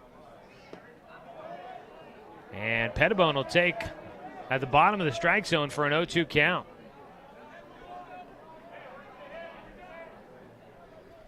It's an 0-2 count now with nobody out as we lead things off in the bottom of the 4th. Pettibone reaches for one upstairs, grounds it to short. Hirschbach to Doughton for out number 1. That'll retire Casey Pettibone for the first time. Griffin Levine, the DH, will bat. He hit one deep to center field, but hung up in the night sky for Sean Alvarado to run underneath. See if Levine can get a hold of one here and maybe pick up a couple extra bases. First pitch high and tight. Almost got him with the fastball. Levine from Reedsport High School, along with teammate Dallas McGill. Swings and misses at the high heat for strike one. First year in my time covering Doc Stewart's baseball, and it's been about 7 years now. This will be the first year we've had guys from Reedsport on the team. Technically in Douglas County out there on the coast. The 1-1 outside on a breaking ball for a 2-1 count. Have not asked either of them directly on whether or not they drive over every day or if they're staying with anybody here in town. I mean, that would be a healthy drive to get here every day. 2-1 pitch. Got him on strike two. Excuse me. For some reason, thinking that was strike three. 2-2 count.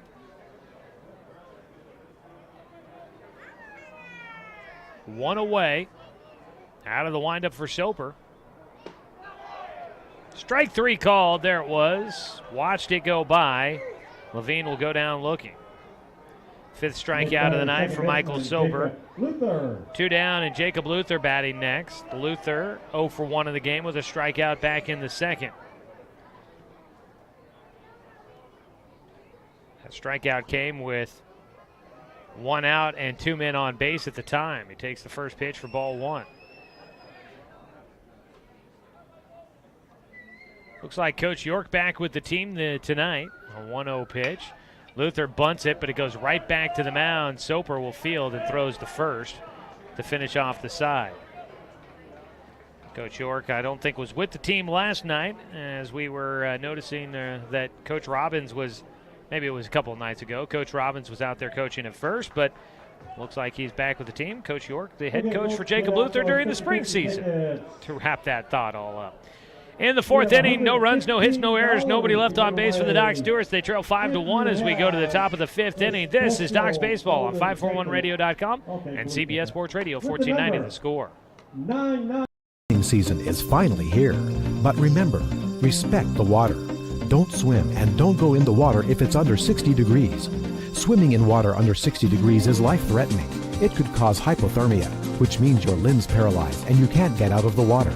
Each day, the water temperature of the Umpqua River will be posted on kpic.com and kval.com, and in the morning weather on KPIC. Respect the water. Know the temperature. Brought to you by the Respect the Water Safety Committee.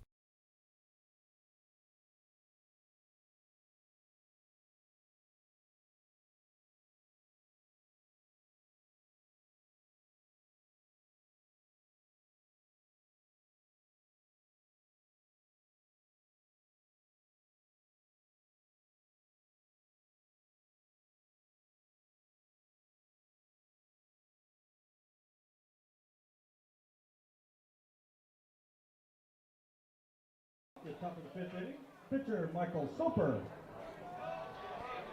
Michael Soper leads things off for Salem as we start the fifth inning. Drake Bourgeois still throwing for the Docs, and he misfires outside for ball 1. He is not allowed to run since the second inning, but Salem has threatened. The 1-0 fouled third base side, and that will drop for strike 1. Soper with a 1-1 count. Salem has left a man at second in the third and a man at third base in the fourth. A 1-1 high and away. So these Salem Withnell Dodgers have really been putting the pressure on the Roseburg Dr. Stewarts, but they have not been able to really start pulling away big time. As a ground ball to second base, knocked it down, throw from his knees for Jacob Luther. Diving to his left, he knocks it down with the glove from the floor. He's able to throw to first to Jonathan Stone to get the out.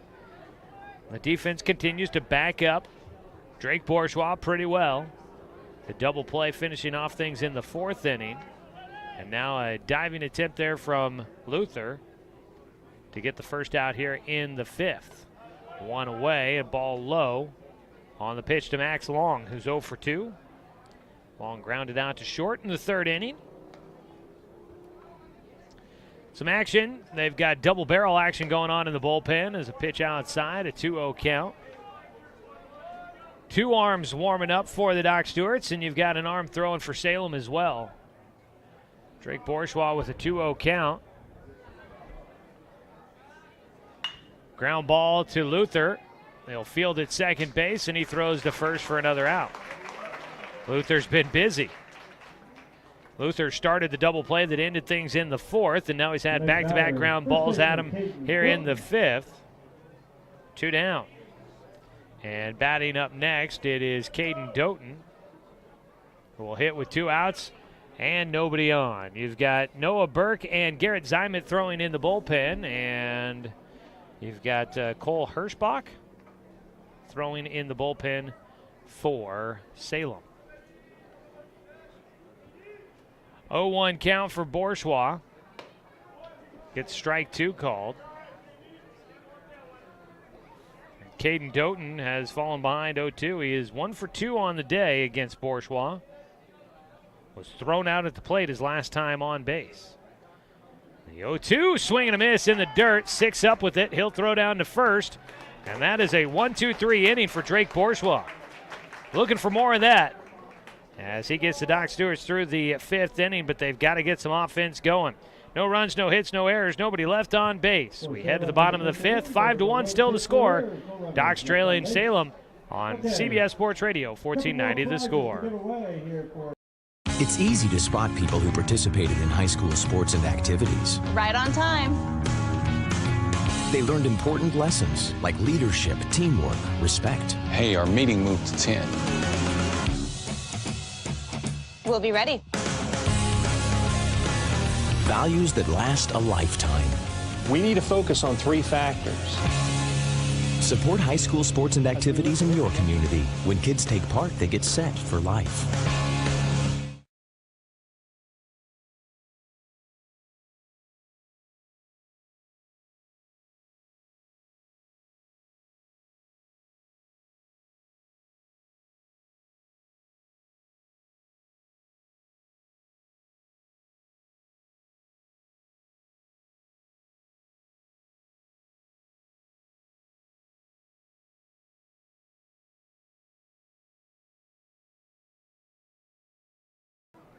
First batter for the Doc Stewarts to get things started for the bottom of the 5th inning, number 5, Caden Johnson.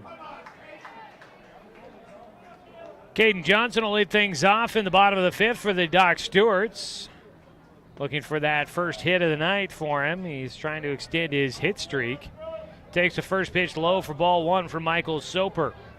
Johnson 0 for 2. Soper still on the mound.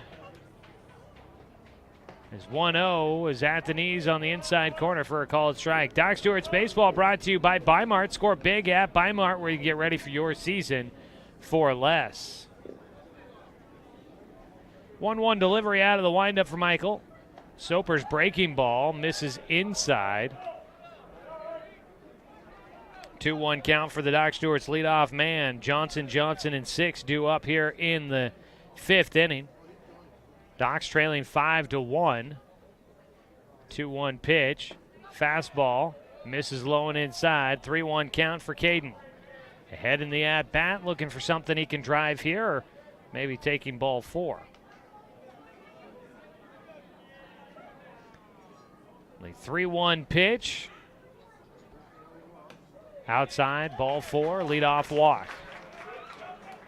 Well, leadoff walks are never a bad way to start out a frame. Third baseman, Cody. Docs have had success with the leadoff man the 3 out of the 5 innings so far. A home run from Jet Black in the 2nd. Got the scoring started for the Doc Stewarts. A hit by pitch by Caden Johnson in the 3rd, but he was left stranded at 2nd. And now for Caden Johnson, a walk to lead things off here in the 5th. Cody Johnson will be coming up to hit next after a visit to the mound for the coaching staff there for Salem. This game tonight running a little long. We're almost at what was supposed to be the 2-hour time limit. Game was scheduled to start at 7:30, but we got started at 8 o'clock instead. So expected to go to at least 10 o'clock with tonight's matchup, probably a little bit later than that. Cody Johnson will head to the plate after the visit to the mound. They did not make a change here. Neither team has. Both sides have had players throwing in the bullpen, but neither team has made a call to the pen as of yet. Caden Johnson at first, Cody Johnson at the plate. First pitch. Strike on that outside corner at the knees. And a call to the pen for a pitching change is brought to you by Shelby and Migulana Construction. Visit their website, webuildhouses.com. The 0-1 to Cody is outside. Behind the plate, Alvarado. That pitch making him move to the outside edge. He got up quickly, thought about maybe throwing to first, but did not.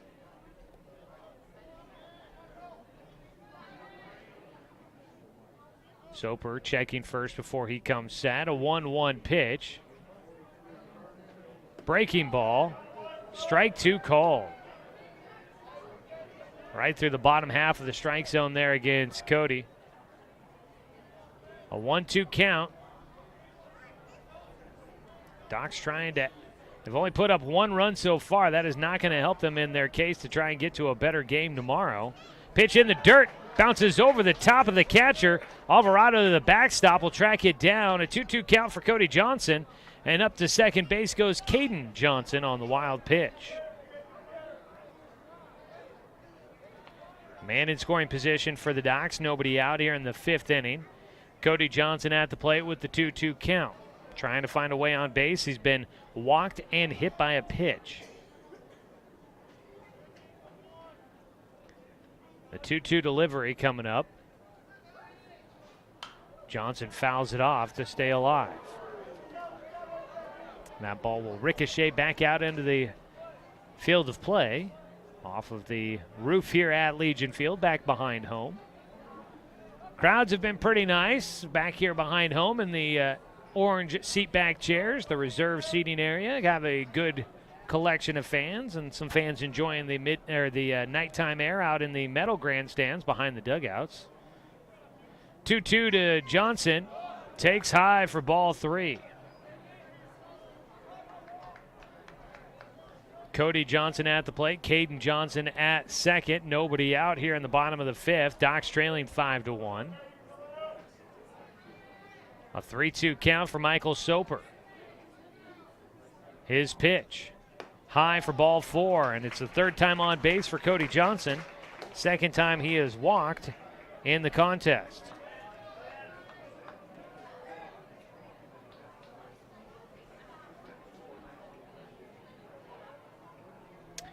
With 2 men on and nobody out, it brings up the heart of the lineup here. Spencer Six will bat. He is 0 for 2 in the contest. Six trying to get on a hot streak here and bring that average up. We know he is a stellar hitter, batting over 350 during the spring season with the Roseburg Indians, but here at the start of the summer, man, it has been a battle at the plate for him. The left-handed batter digs in, out at first base. Caden Doughton playing in on the grass, expecting a bunt. That ball well hit into the air in the right field. Going back is Max Long at the warning track. He'll turn and makes the catch, and tagging and heading for third goes Caden Johnson. Ball well struck, but it comes up just short at the warning track. Spencer, a long fly out to right field. And there's one away. Just hung up in the night sky. Needed that one more towards the corner or towards the alley, and maybe it has a chance to drop. Goes to true right field all the way out to the warning track. Jonathan Stone will bat next. He is 0 for 1 in the game. Was hit by a pitch his last time at the plate in the 3rd inning. Runners at first and third now as Caden Johnson tagged and advanced. Cody Johnson stayed put at first. First pitch swinging, Jonathan Stone will foul it off. 1 out. Docs could use a base hit. Just 3 of them in the game for him so far. Actually, the scoreboard says 3. I have them down as 2. Yeah, I've had them at 2 as well in my written scorebook. So the 0-1 to Stone. That ball in the air out to right field. Not very deep. Long run for Long. But he's able to get there. Tagging, trying to head for home. The throw keeps Caden Johnson at third base. Stone's fly ball out. Not deep enough for a sac fly. 2 down.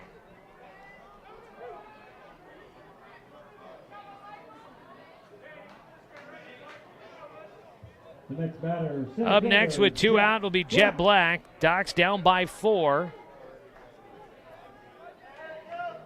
Jet 1 for 2, struck out looking his last time up.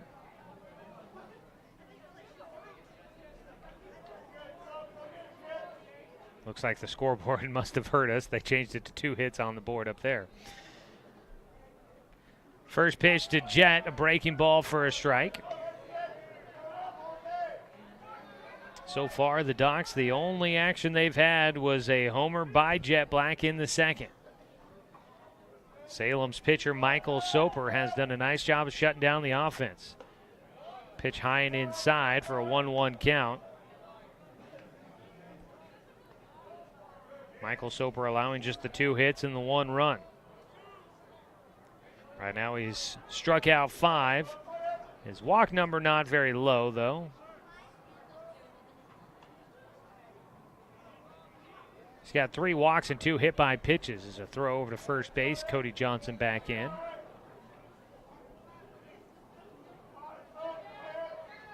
One pitch to Jet. Outside corner for a called strike.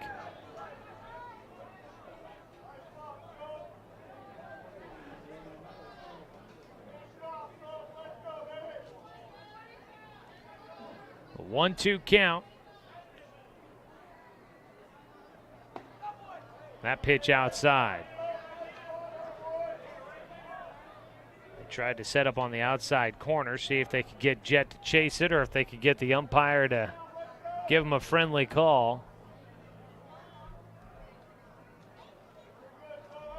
Instead, the count goes to 2-2 with 2 down. Runners at first and third. Jet, a swing and a miss for strike 3, and the Docs will wrap up things in the 5th inning, leaving another runner stranded in scoring position. 6 strikeouts on the day for Michael Soper. We head to the 6th inning. Docs trail 5-1 against the Dodgers here on 541radio.com and on CBS Sports Radio 1490 The Score.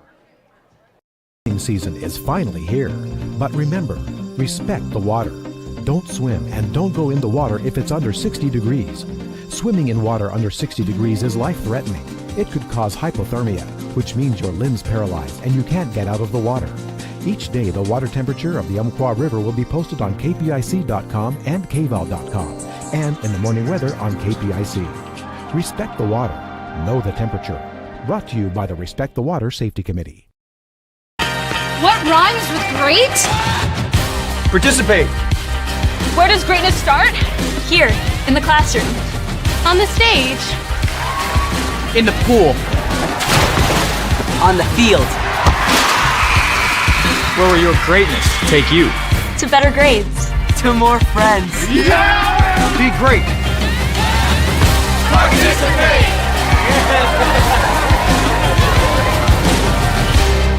Spinning. Number 13, Will De Loretto.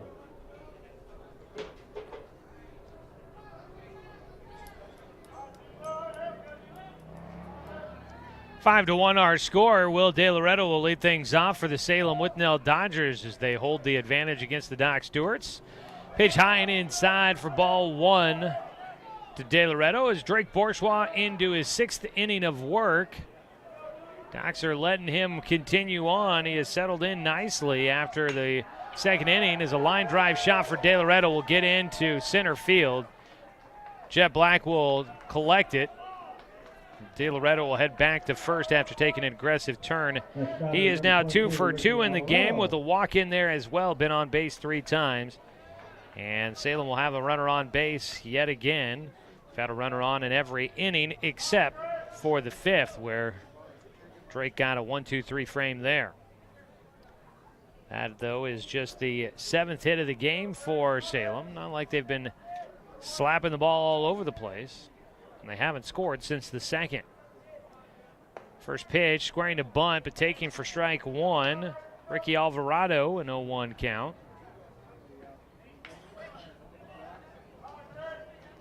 Alvarado tonight is 0 for 1 in the game.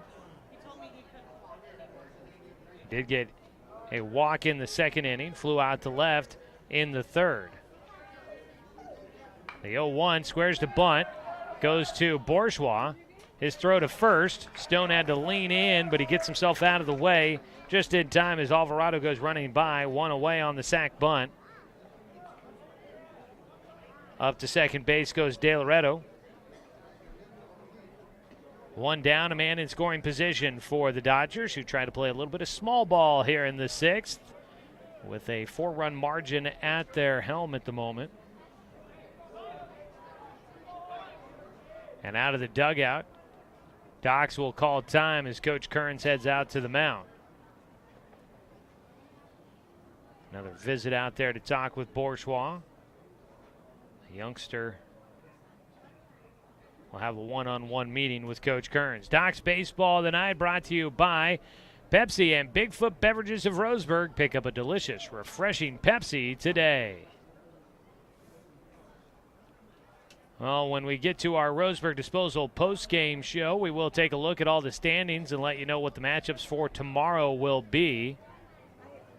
So stay tuned for that in the post-game show. And then if you miss it there, you can always head to 541radio.com and check out the tournament scores and schedule online at 541radio.com on the 1490 The Score homepage. Bourgeois 1 down, a man at second base.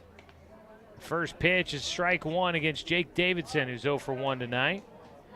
Davidson grounding out to third his last time at the plate. Action again in the bullpen for the Docs. The 0-1 pitch fouled back to the netting for strike 2. We've seen Noah Burke and Garrett Zymet throwing. It's Burke once again down there getting loose.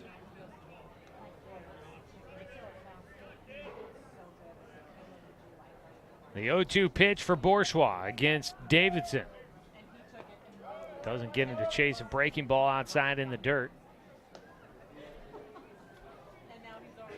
A loss here for the Docs would drop them back to just 1 game over 500 at 4-3. For Salem, they're trying to snap a 4-game losing streak. A 1-2. And it's outside, a 2-2 count. Jacob Luther's been busy out there holding the runner on at second base, sprinting back and forth. Holding the runner on now with 1 out and 1 on. Davidson with a 2-2 count. Bourgeois slide steps. Fastball gets him. Swing and a miss. Challenged him with the heat and he couldn't catch up. For Drake Bourgeois, that is his 3rd strikeout of the game. Don't strike out when it comes to water for your home. Contact Morewell Drilling, keeping Douglas County green since 1947. Call him at 541-459-4039. And Spencer Six heads out to the mound for a meeting with Bourgeois as they clean off home plate. Up to bat is Sean Alvarado, another left-handed batter. He's been busy in center field. He's 1 for 1 tonight with a single and a walk. Does have a run scored and an RBI. So his stat line is filling up. He hits with 1 out, make it 2 outs, and Will De Loreto out at second base. And I think that the Docs are stalling for time here. And now here comes Coach Jeremiah Robbins as we will get a call to the pen for Drake Bourgeois. Bourgeois goes into the 6th inning. He'll pitch 5 2/3 innings, and he'll hand it off to Noah Burke. The bullpen now will take over, and the Docs will try to relieve Bourgeois of the loss here tonight. We'll see if they can do so. We take a quick 60-second break for this Call to the Pin, brought to you by Shelby and Migulena Construction, your local leaders for any project, big or small. 30 years of quality, affordable work. Call Shelby and Migulena or visit their website, webuildhouses.com. Back after this 60. At Brook Communications, our job is to get results for your business, period. We can take your story and tell it to the people you want to reach in a way that compels first-time clients to become repeat customers. We get them through your door so you can do what you were meant to do. Proclaim your sales message to the largest audience of any media company in Douglas County. Brook Communications dominates through the power of 5 radio stations and 541radio.com. Results amplified. Locally owned. Brook Communications. It's easy to spot people who participated in high school sports and activities. Right on time. They learned important lessons like leadership, teamwork, respect. Hey, our meeting moved to 10. We'll be ready. Values that last a lifetime. We need to focus on 3 factors. Support high school sports and activities in your community. When kids take part, they get set for life.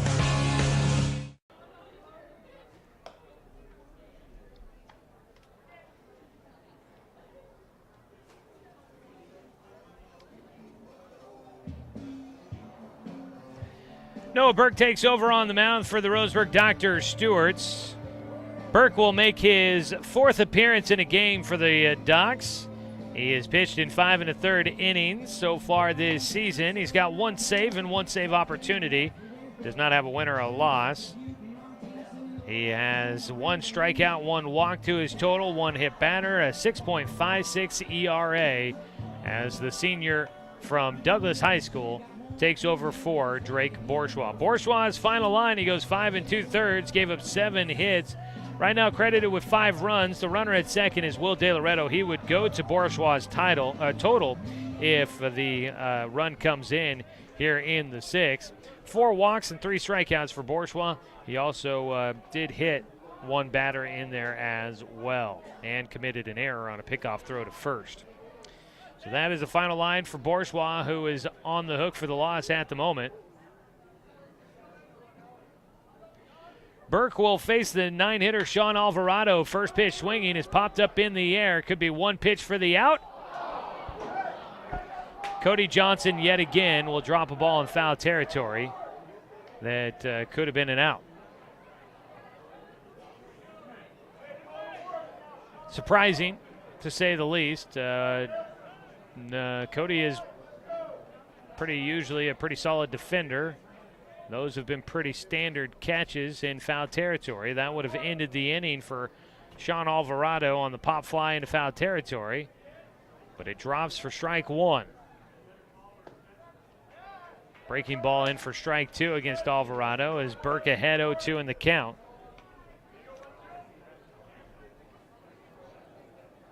(0-2) count.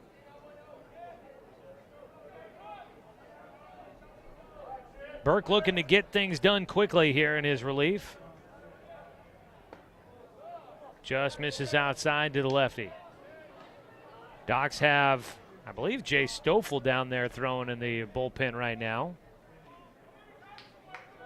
He is. He threw last night. I'd kind of be surprised if he got some action here tonight.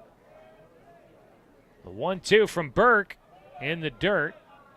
Holding at second base is De Loretto as 6 gets to it quickly. Cole Hirschbach was throwing once again for Salem here at the start of this 6th inning with his team up to bat. Alvarado back in. The lefty waits for a 2-2 pitch with a man at second base. That ball hit well out towards right field, and that's going to bring in another run. In right, Gillespie tracks it down on the warning track, and Alvarado will hold with a double that drives in a run. So the dropped fly ball in foul territory comes back to haunt the Docs there. It would have been 1 pitch to get him out of things here in the 6th. Instead, the inning continued, and Alvarado comes up with a double to right field that drives in a run, and the Docs are down 6-1.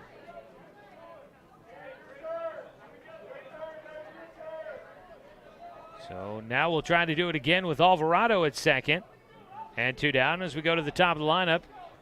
Cameron Kalhoff will bat. He hits it towards third. It's picked up by Johnson. And Cody will fire to first to finish the inning. But it comes one batter too late. Salem adds a run, and that'll go to the total of Drake Bourgeois. 1 run on 2 hits, no Doc Stewart errors, and 1 man left on base. We head to the bottom of the 6th inning. Docs trailing 6-1. This is Docs Baseball on 541radio.com and on CBS Sports Radio 1490 The Score. Looking for more local sports coverage? CBS Sports Radio 1490 The Score has you covered. Check out our homepage at 541radio.com for sports stories, scores, and podcasts. And follow us on social media. 1490 The Score is on Twitter, Facebook, and Instagram. And take the station with you wherever you go with the 541 Radio app. Download the app in your smartphone's app store and get access to a live stream of the station, sports stories, podcasts, and easy messaging with the station and others. I am a nurse, a firefighter, a college student, a mother, and I am an American soldier. I will always be ready for every storm and disaster that threatens my community. I will always be there to protect my neighbors, my family, and my country. We are the Army National Guard. We are the Army National Guard. We are the Army National Guard.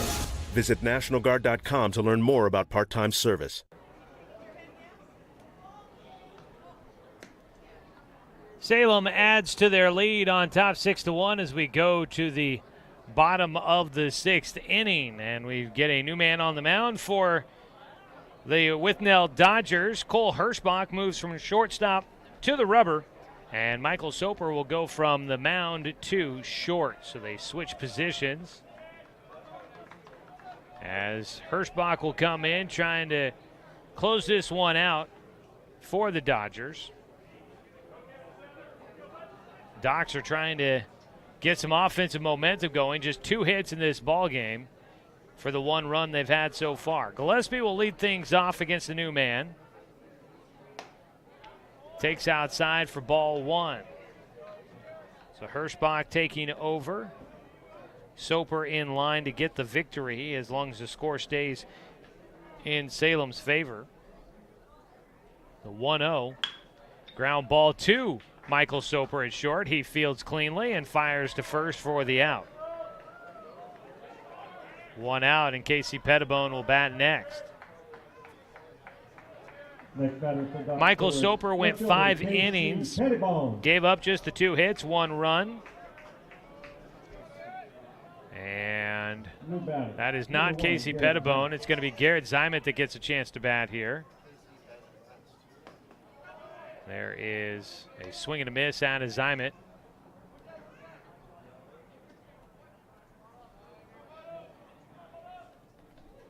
Garrett Zimet had the go-ahead double last night, driving in the go-ahead run for the Doc Stewarts against the Dirtbags. But he takes for strike 2. So I imagine Zimet might move into left field defensively for the Docs.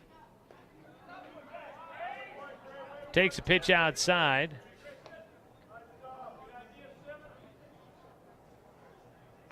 A 1-2 count. Cole Hirschbach working against Garrett Zimet. Breaking ball just outside, 2-2. Casey Pettibone will finish out his day. 0 for 1, had a walk and grounded out to short. 2-2 pitch from Hirschbach outside. Count will go full.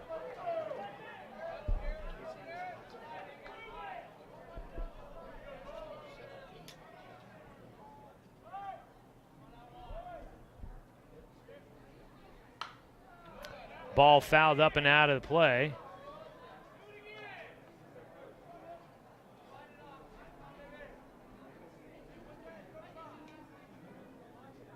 Huh. 3-2 pitch, swing and a miss out of Zimet. No? Griffin Levine will bat next, the DH. He is 0 for 2 in the game after the strikeout for Zimet. They're 2 down. First strikeout for Cole Hirschbach. Levine, first pitch. That one high in the air out towards the alley. It just hangs up again too long as Sean Alvarado has been playing great in center field, running down a lot of balls. He gets to that one for the final out. A 1-2-3 frame for Cole Hirschbach. We'll go to the 7th inning. This one is a 6-1 lead for the Salem Withnell Dodgers on top of the Doc Stewarts. Back after this on CBS Sports Radio 1490 The Score.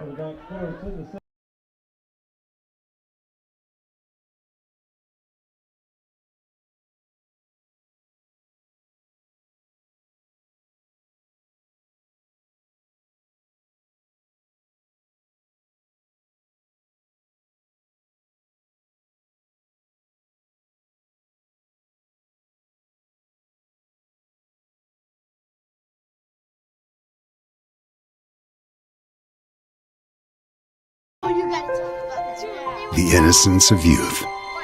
Is there anything any better? But soon they'll be in high school and facing all the same challenges you faced. How to make friends, how to fit in, how to be cool.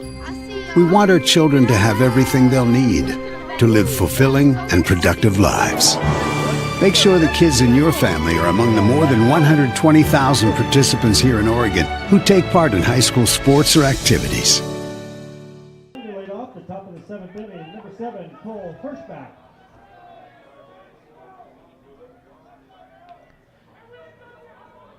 Noah Burke out there to start the 7th inning, trying to keep the Docs within 5, not allow much more. First pitch swinging, a fly ball to center field, dropped by Jet Black as he ran a mile to get to that baseball and could not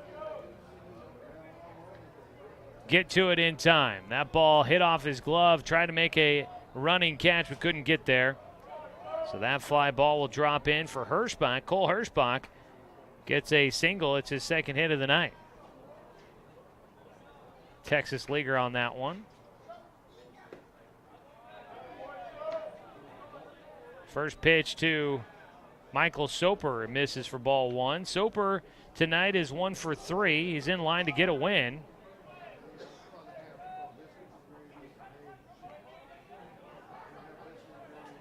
Burke's 1-0 pitch is outside. 6 came up quick, ready to throw, but didn't get a chance to do so.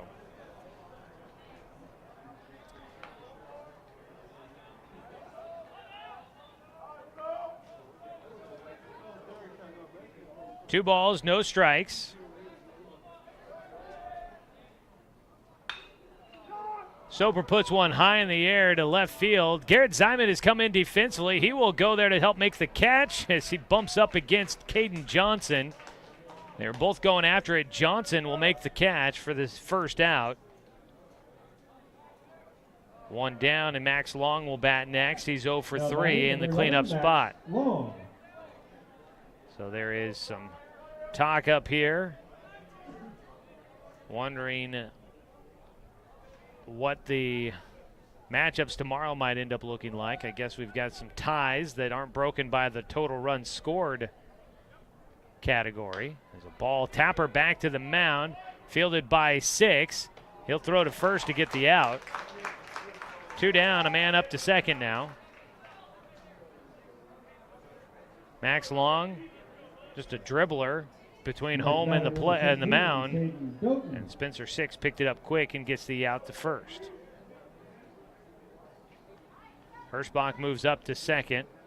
2 down, Caden Doughton will bat. Doughton is 1 for 3 tonight. Burke's first pitch fouled away. So if the score stays the same, the Docs would go to 1 and 2, and that would put them in a group of 5 teams tied at 1 and 2. The Docs have scored 1 run, so that would put them at 15 runs total, and they would be probably in the second game of the day tomorrow. It's a 1-1 count now. A pitch misses for Burke. If things stayed the way they are, the Docs would take on either Medford or Salem tomorrow. Not sure. The ball fouled off again. A 1-2 count. And then whichever team they didn't would face Dallas in the first game tomorrow. Grants Pass would take on Corvallis in the third place game, and Willamette Valley and Eugene would play in the first place game. The 1-2 pitch, swing and a miss for strike 3, and that'll wrap up the side in the top of the 7th. So we may have some questions to answer as we head to the post-game show. But the Doc Stewarts are going to try to maybe eliminate that question mark as they want to try and score some runs here in the 7th inning and see if they can come back for a victory. They trail 6-1 as we go to the bottom of the 7th on 541radio.com and on CBS Sports Radio 1490 The Score. Season is finally here, but remember, respect the water. Don't swim and don't go in the water if it's under 60 degrees. Swimming in water under 60 degrees is life-threatening. It could cause hypothermia, which means your limbs paralyzed and you can't get out of the water.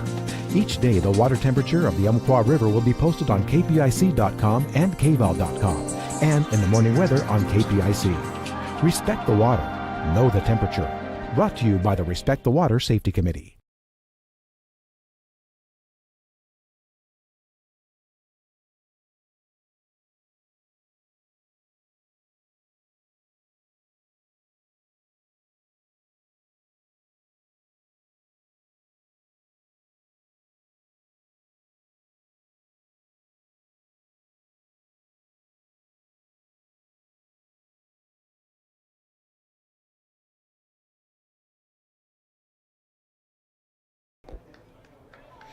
First batter for the Doc Stewarts to lead off the bottom of the 7th inning, number 12, Jacob Luther.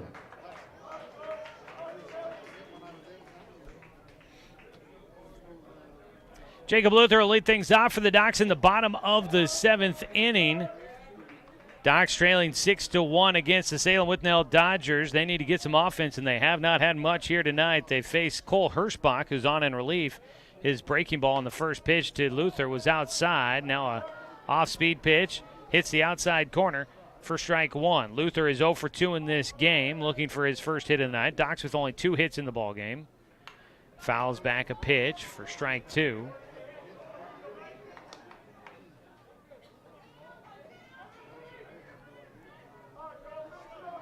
A 1-2 count for Luther, leading things off in the 7th. Reaches for it, slaps it right side, gets by the first baseman, covering the bag. Hirschbach makes the play at first. 4-1 the out. Backing up the play, Jake Davidson, fielded behind a diving Caden Doughton at first. And then Davidson makes the play to Hirschbach, who covers the bag for out number 1. Top of the lineup up now for the Doc Stewarts. A 6-game hitting streak on the line for Caden Johnson, and he will try to extend it here. He is 0 for 2 in the game with a walk. Takes low for ball 1.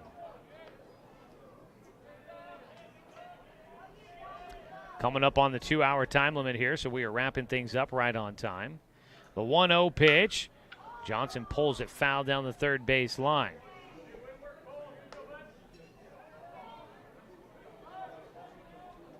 Down 6-1 at the moment. Top of the lineup here with just 1 out.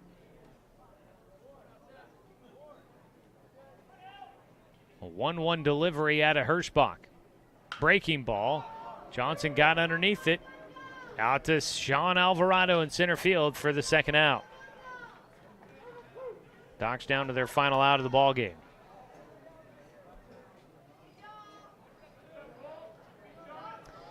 So 2 down, and it's Cody Johnson to bat. He's been on base 3 times, but has not had an official plate appearance. He has a couple of walks and a hit by pitch to his total tonight. First pitch from Hirschbach. That ball in the air for Johnson out towards right center. Alvarado settled underneath it, and there it is. That's the ball game. Doc Stewarts will fall to 1-2 in the tournament, 4-3 overall on the season.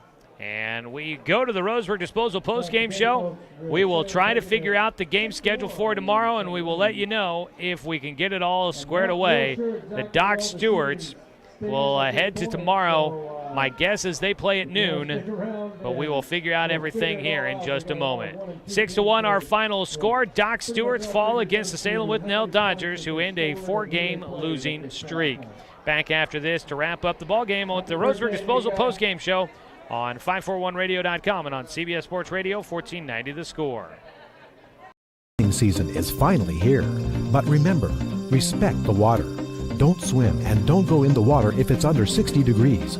Swimming in water under 60 degrees is life-threatening. It could cause hypothermia, which means your limbs paralyzed and you can't get out of the water. Each day, the water temperature of the Umpqua River will be posted on kpic.com and kval.com, and in the morning weather on KPIC. Respect the water. Know the temperature. Brought to you by the Respect the Water Safety Committee.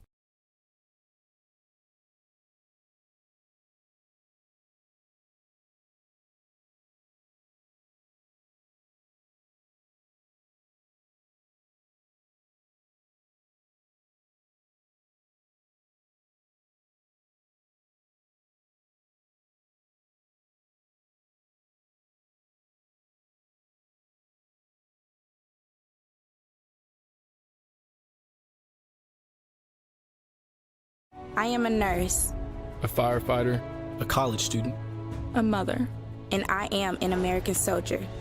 I will always be ready for every storm and disaster that threatens my community. I will always be there to protect my neighbors, my family, and my country. We are the Army National Guard. We are the Army National Guard. We are the Army National Guard. Visit nationalguard.com to learn more about part-time service. Looking for more local sports coverage? CBS Sports Radio 1490 The Score has you covered. Check out our homepage at 541radio.com for sports stories, scores, and podcasts. And follow us on social media. 1490 The Score is on Twitter, Facebook, and Instagram. And take the station with you wherever you go with the 541 Radio app. Download the app in your smartphone's app store and get access to a live stream of the station, sports stories, podcasts, and easy messaging with the station and others.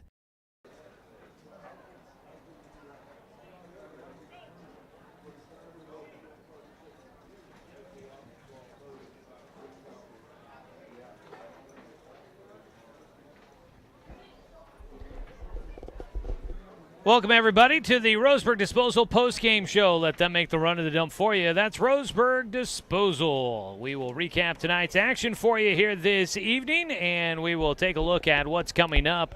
We kind of have some of the matchups set up, but there are two teams that are tied, and we are not sure how to break that tie for a matchup coming up tomorrow. So we will figure that one out, but we will run through all of the standings from the Tyree Oil Father's Day Summer Kickoff Tournament for you here in just a few moments. But tonight, the Doc Stewarts fall to the Salem Withnell Dodgers, 6-1 your final score. And Doc Stewart's out on the wrong end of it. Salem, 6 runs on 9 hits, 1 error for the Dodgers tonight. Doc Stewart's 1 run on 2 hits and 3 errors for the Docs here this evening. Taking the win will be Michael Soper. He pitched 5 innings, allowed just 2 hits and 1 run, 4 walks and 6 strikeouts. Taking the loss, Drake Bourgeois, 5 2/3 innings work, gave up 7 hits, 6 runs, all 6 earned, 4 walks and 3 strikeouts for the Doc Stewarts. The scoring started early for Salem tonight. 1 run in the top of the first inning and added 4 in the second. They were leading 4-0 before the Docs got on the board with a run in the bottom of the second on a solo homer by Jet Black. And that would be the only run of the game for the Docs. In fact, the second inning, the only inning they got their hits. Doran Gillespie followed Jet's homer with a single, but it was left stranded on base. Game was scoreless over the third, fourth, and fifth innings. Salem added a run in the sixth to take their 6-1 advantage. And that leaves them with 12 runs total scored in the tournament. That leaves them tied with Medford, who also had 12 runs in the tournament. So those two teams are tied basically for 6th place. We don't know which one would play against the Docs in the noon game tomorrow and which one would play against Dallas in the 9 o'clock game tomorrow morning. So that is kind of the question that we are still waiting to determine. I don't know if they would want to have the Docs face Medford since they just played Salem tonight, or if they would want to have them play Salem because Medford's an Area 4 team and the Docs have already seen them twice this season. Or I'm not sure how they plan on making that work if they go to a different tiebreaker other than total runs scored Those are the questions we are hoping to find out here in the next couple of minutes for you. But that game recap is brought to you by the News Review Sports section. Make sure you grab a print copy of the News Review for coverage of Doc Stewart's baseball all season long. We'll go ahead and take a break. When we come back, we'll look at individual score stats from this game here tonight. We'll see if we've gotten any clarification on tomorrow's schedule from anybody up here in the booth, any of the Legion commissioners. And we will name our Joe's Towing Player of the Game for your Roseburg Dr. Stewart's. We'll come back with more of the Roseburg Disposal postgame show after this 2-minute break on 541radio.com and on CBS Sports Radio 1490 The Score. Season is finally here, but remember, respect the water. Don't swim and don't go in the water if it's under 60 degrees. Swimming in water under 60 degrees is life-threatening. It could cause hypothermia, which means your limbs paralyzed and you can't get out of the water. Each day, the water temperature of the Umpqua River will be posted on kpic.com and kval.com, and in the morning weather on KPIC. Respect the water. Know the temperature. Brought to you by the Respect the Water Safety Committee. It's easy to spot people who participated in high school sports and activities. Right on time. They learned important lessons like leadership, teamwork, respect. Hey, our meeting moved to 10. We'll be ready. Values that last a lifetime. We need to focus on 3 factors. Support high school sports and activities in your community. When kids take part, they get set for life. At Brook Communications, our job is to get results for your business, period. We can take your story and tell it to the people you want to reach in a way that compels first-time clients to become repeat customers. We get them through your door so you can do what you were meant to do. Proclaim your sales message to the largest audience of any media company in Douglas County. Brook Communications dominates through the power of 5 radio stations and 541radio.com. Results amplified. Locally owned. Brook Communications. What rhymes with great? Participate. Where does greatness start? Here, in the classroom. On the stage. In the pool. On the field. Where will your greatness take you? To better grades. To more friends. Yeah! Be great. Participate!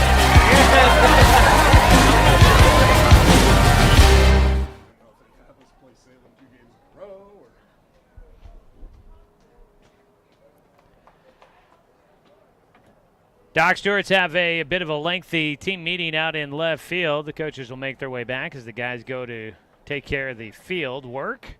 Put the field to bed here tonight. Things will get started bright and early tomorrow at 9 o'clock in the morning. And the Doc Stewarts look to be booked into the noon game tomorrow unless for some reason something changes on us. But that seems to be the case tomorrow. We're just waiting to determine an opponent, because that is where the questions come into play. And we'll hope to maybe get an answer from Coach Jeremiah Robbins before we go off the air here tonight so that we can pass that along to you, the fans, here this evening. Doc Stewart's fall 6-1. Let's go ahead and quickly pause 10 seconds for station identification. This is Doc Stewart's Baseball on 541radio.com and on CBS Sports Radio 1490 The Score.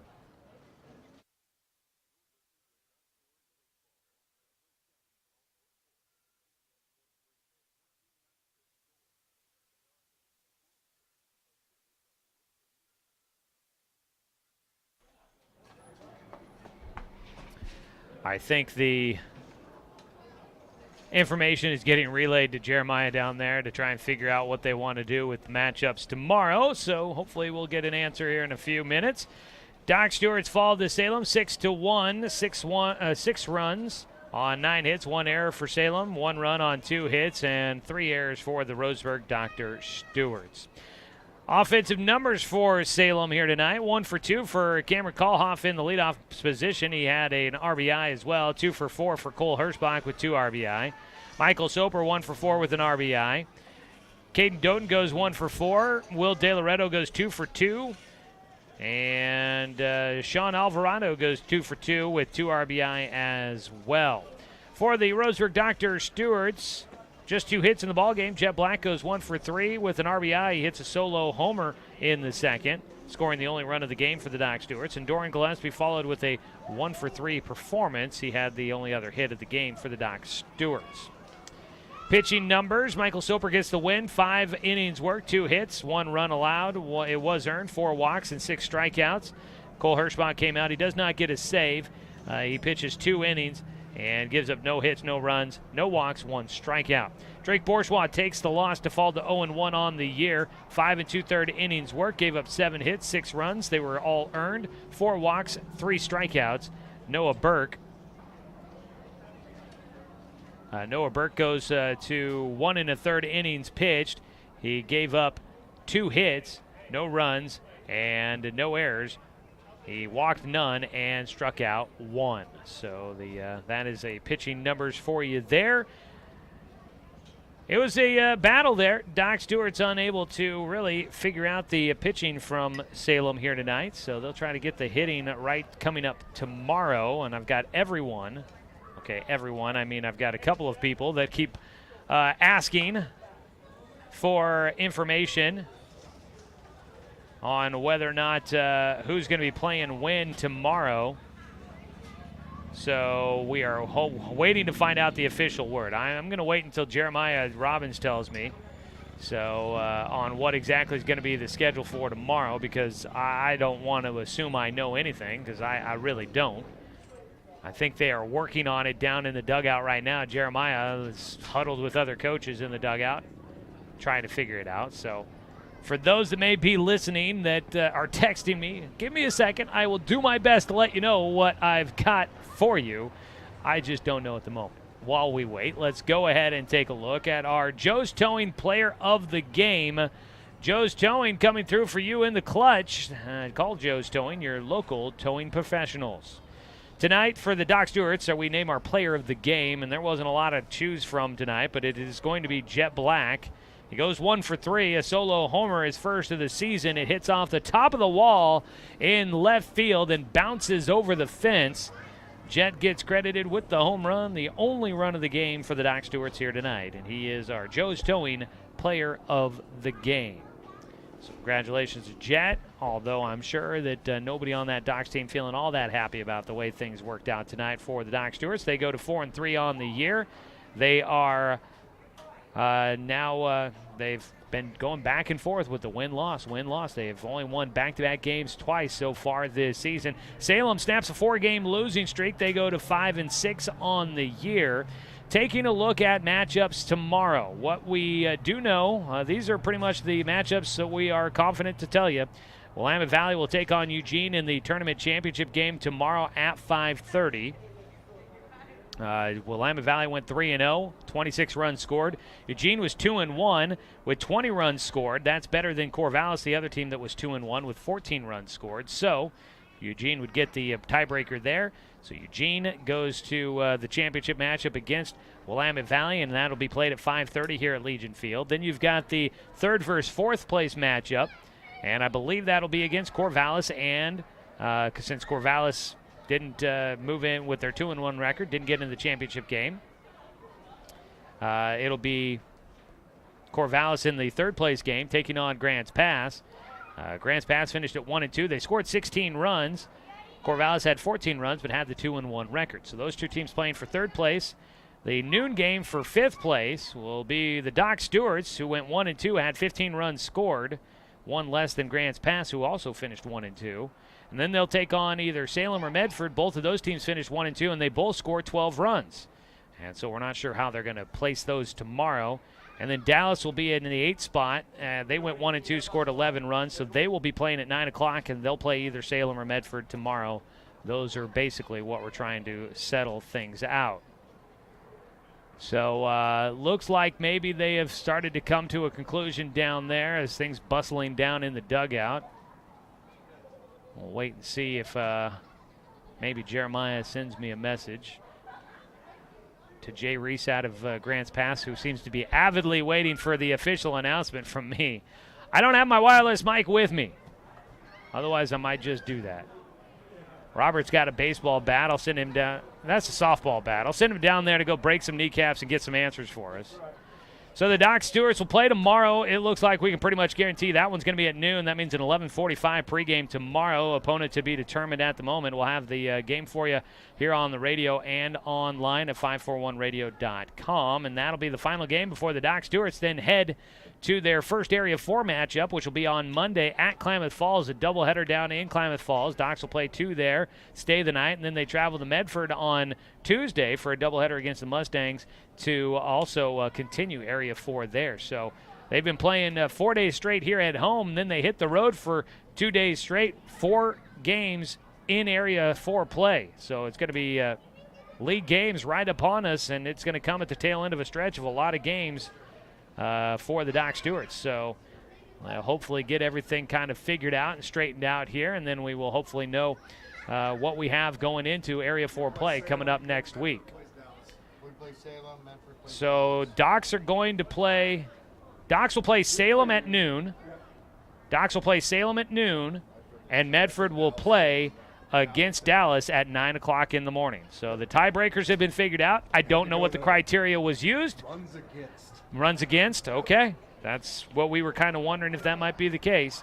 So Dallas and Medford at 9, Docs and Salem at noon for a second straight meeting. And then at 3 o'clock, you've got Grants Pass and Corvallis, and at 5:30, Eugene and Willamette Valley. So those are our matchups tomorrow. Again, you can check out the schedule posted online at 541radio.com on the Doc Central homepage there at 1490, the Scores homepage. You just keep clicking until you find Docs. But it's all there online at 541radio.com. We'll update for you there.